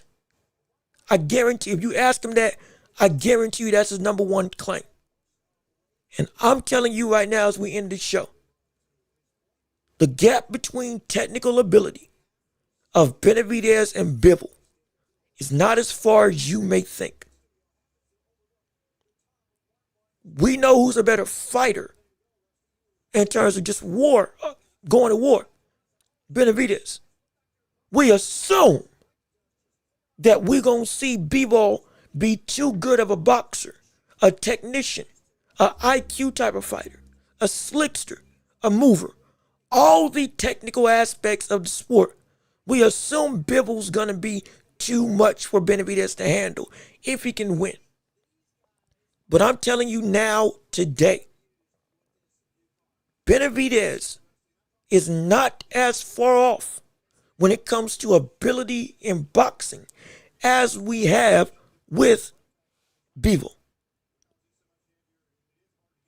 Not as far off. And the gap's not going to be nearly as wide as you may assume. And if Shakur thinks that that's going to be the thing that carries Bivol to victory, he may be surprised when he gets in the ring. Because Benavidez has not just been able to walk through people because he's too big or he's now at his actual weight. So he's just been a monster against everybody else. Just watch. The same stuff that made Beterbiev beat Bivol. Benavidez brings that to the table and some. On a level that it's not going to be Bivol that makes Benavidez need to think and adapt. Oh my gosh, how do I get around this? It could very well be the other way around. And just like with the first fight with Bivol and Beterbiev, we're going to see Bivol be the one to need to make a bunch of adjustments because I can't get around what Benavidez is doing. Not just the size, not just the length, but he's thinking on a level I didn't know he was able to think on. He's pushing me to a brink mentally that normally I'm able to school everybody else around, like Zurdo. He's boxing with me in a level that nobody told me he can box straight skill on a technical plane like me. That I'm just be warned. It doesn't look as smooth. And it may be more rigid. But Benavidez, he can box with some of the best in the world. And if he fights Bivol, if that fight does happen, don't be surprised if all of a sudden the boxing of Bivol gets rendered useless. Or at least gets railed in. And Benavidez is going to be like, oh, I didn't know he could. Or people are going to be like, I didn't know Benavidez could box. And we're going to be saying he's been able to box this entire time. He couldn't do what he's been doing if he couldn't box. The difference is it just got blinded by the ability of the power and the speed. But when he's bringing it out to the nines against him, he's going to be able to do it. And if he does do it and you can't deal with it, just like with everybody else, the process of destruction is going to happen again and again. And it's going to be hard to beat. It's going to be a monstrous thing, I guarantee you. But either way, we can't wait to see that fight. We can't wait to see everything that transpires. And we can't wait to see you all on till Thursday afternoon. Because we got to end this show and get on out of here. So ladies and gentlemen, this has been a great episode. But we got to leave and we bid you adieu. So with all of that being said, this has been another episode of The Welch Report with me, your host, Jean-Luc Welch. We thank you so much for tuning in and being a part of our live stream commentary. We appreciate all the support, all the love, and all the action that you all brought on today's stream. It's been a phenomenal show. It was an incredible endeavor. It was a preposterously long show, almost 4 hours long. We went today, and we appreciate all of you who donated and gave to our show and supported monetarily, and everybody who came in and was able to just chat and be a part of this stream. We appreciate all of your participation. Take a bow to everybody who made this stream oh so great and oh so incredible. We appreciate all the support and all the love that you all showed on today's episode. We apologize that we went long, but this was that type of action-packed show that, we needed to go long because we had so much stuff that we had to nitpick and delve into. So we love it and we appreciate it and we love you all and we appreciate you all oh so much. Before you leave, please, if you can, leave a like on the stream before you get on out of here. One like makes a world of difference for our show to help us push this show to the algorithms all across the globe. Absolutely. And if you can, please be sure to subscribe to the channel. Please subscribe. Come join the empire. Be a part of this incredible community. Be a part of everything that we got going on for our shows. We do this every 3 days out the week, Tuesday, Thursday, and Friday, and we talk about boxing and beyond on our airways on today. Don't forget, in NBA, we got LeBron versus OKC. We got, I believe, Toronto. Is it Cleveland that plays tonight? I think across the country, out east, I believe. So we're going to see how those games go as the second round of the playoffs begin and go underway. But either way, we can't wait to talk about that and more so as the weeks go on. We love you. We appreciate you. Keep on liking the stream. Before you leave, share the show with everybody that you know so we can keep on building up this empire together. You all make this show absolutely incredible. And we can't wait to see you all next time on our live stream. Also, be sure, if you can, to hit the hype button at the end of the stream. When it turns into its own video, there's a hype button that you can click on that goes and essentially acts as another like button that pushes the stream out to the algorithms on your mobile devices. If you can hit it, it would mean the world to me. And helps us support the channel. And lastly, if you can, we got Cash App, PayPal links down below, super chats and super gifts in the description, super thanks and all that stuff. If you can support the channel, it would mean the world to me, no question about it. But I gotta go. We're gonna see you all later on. We're gonna be back on Tuesday talking about the world of boxing and beyond. But I gotta go and get on out of here, and we're gonna see you all on Thursday afternoon, same time, same place, same channel, with more content and more debates and discussion to be had right here on the Welch Report. So hey, I've been Jean-Luc Welch. Y'all have a wonderful peace and love. Oh, we are out here. Yes, sir. We're gonna see you all on Thursday. We appreciate all the support and all the love. Thank you to everybody who chatted. And hey, we can't wait to see you all 2 days from now or a day from now. Be safe, be blessed. Salute to you. Peace and love.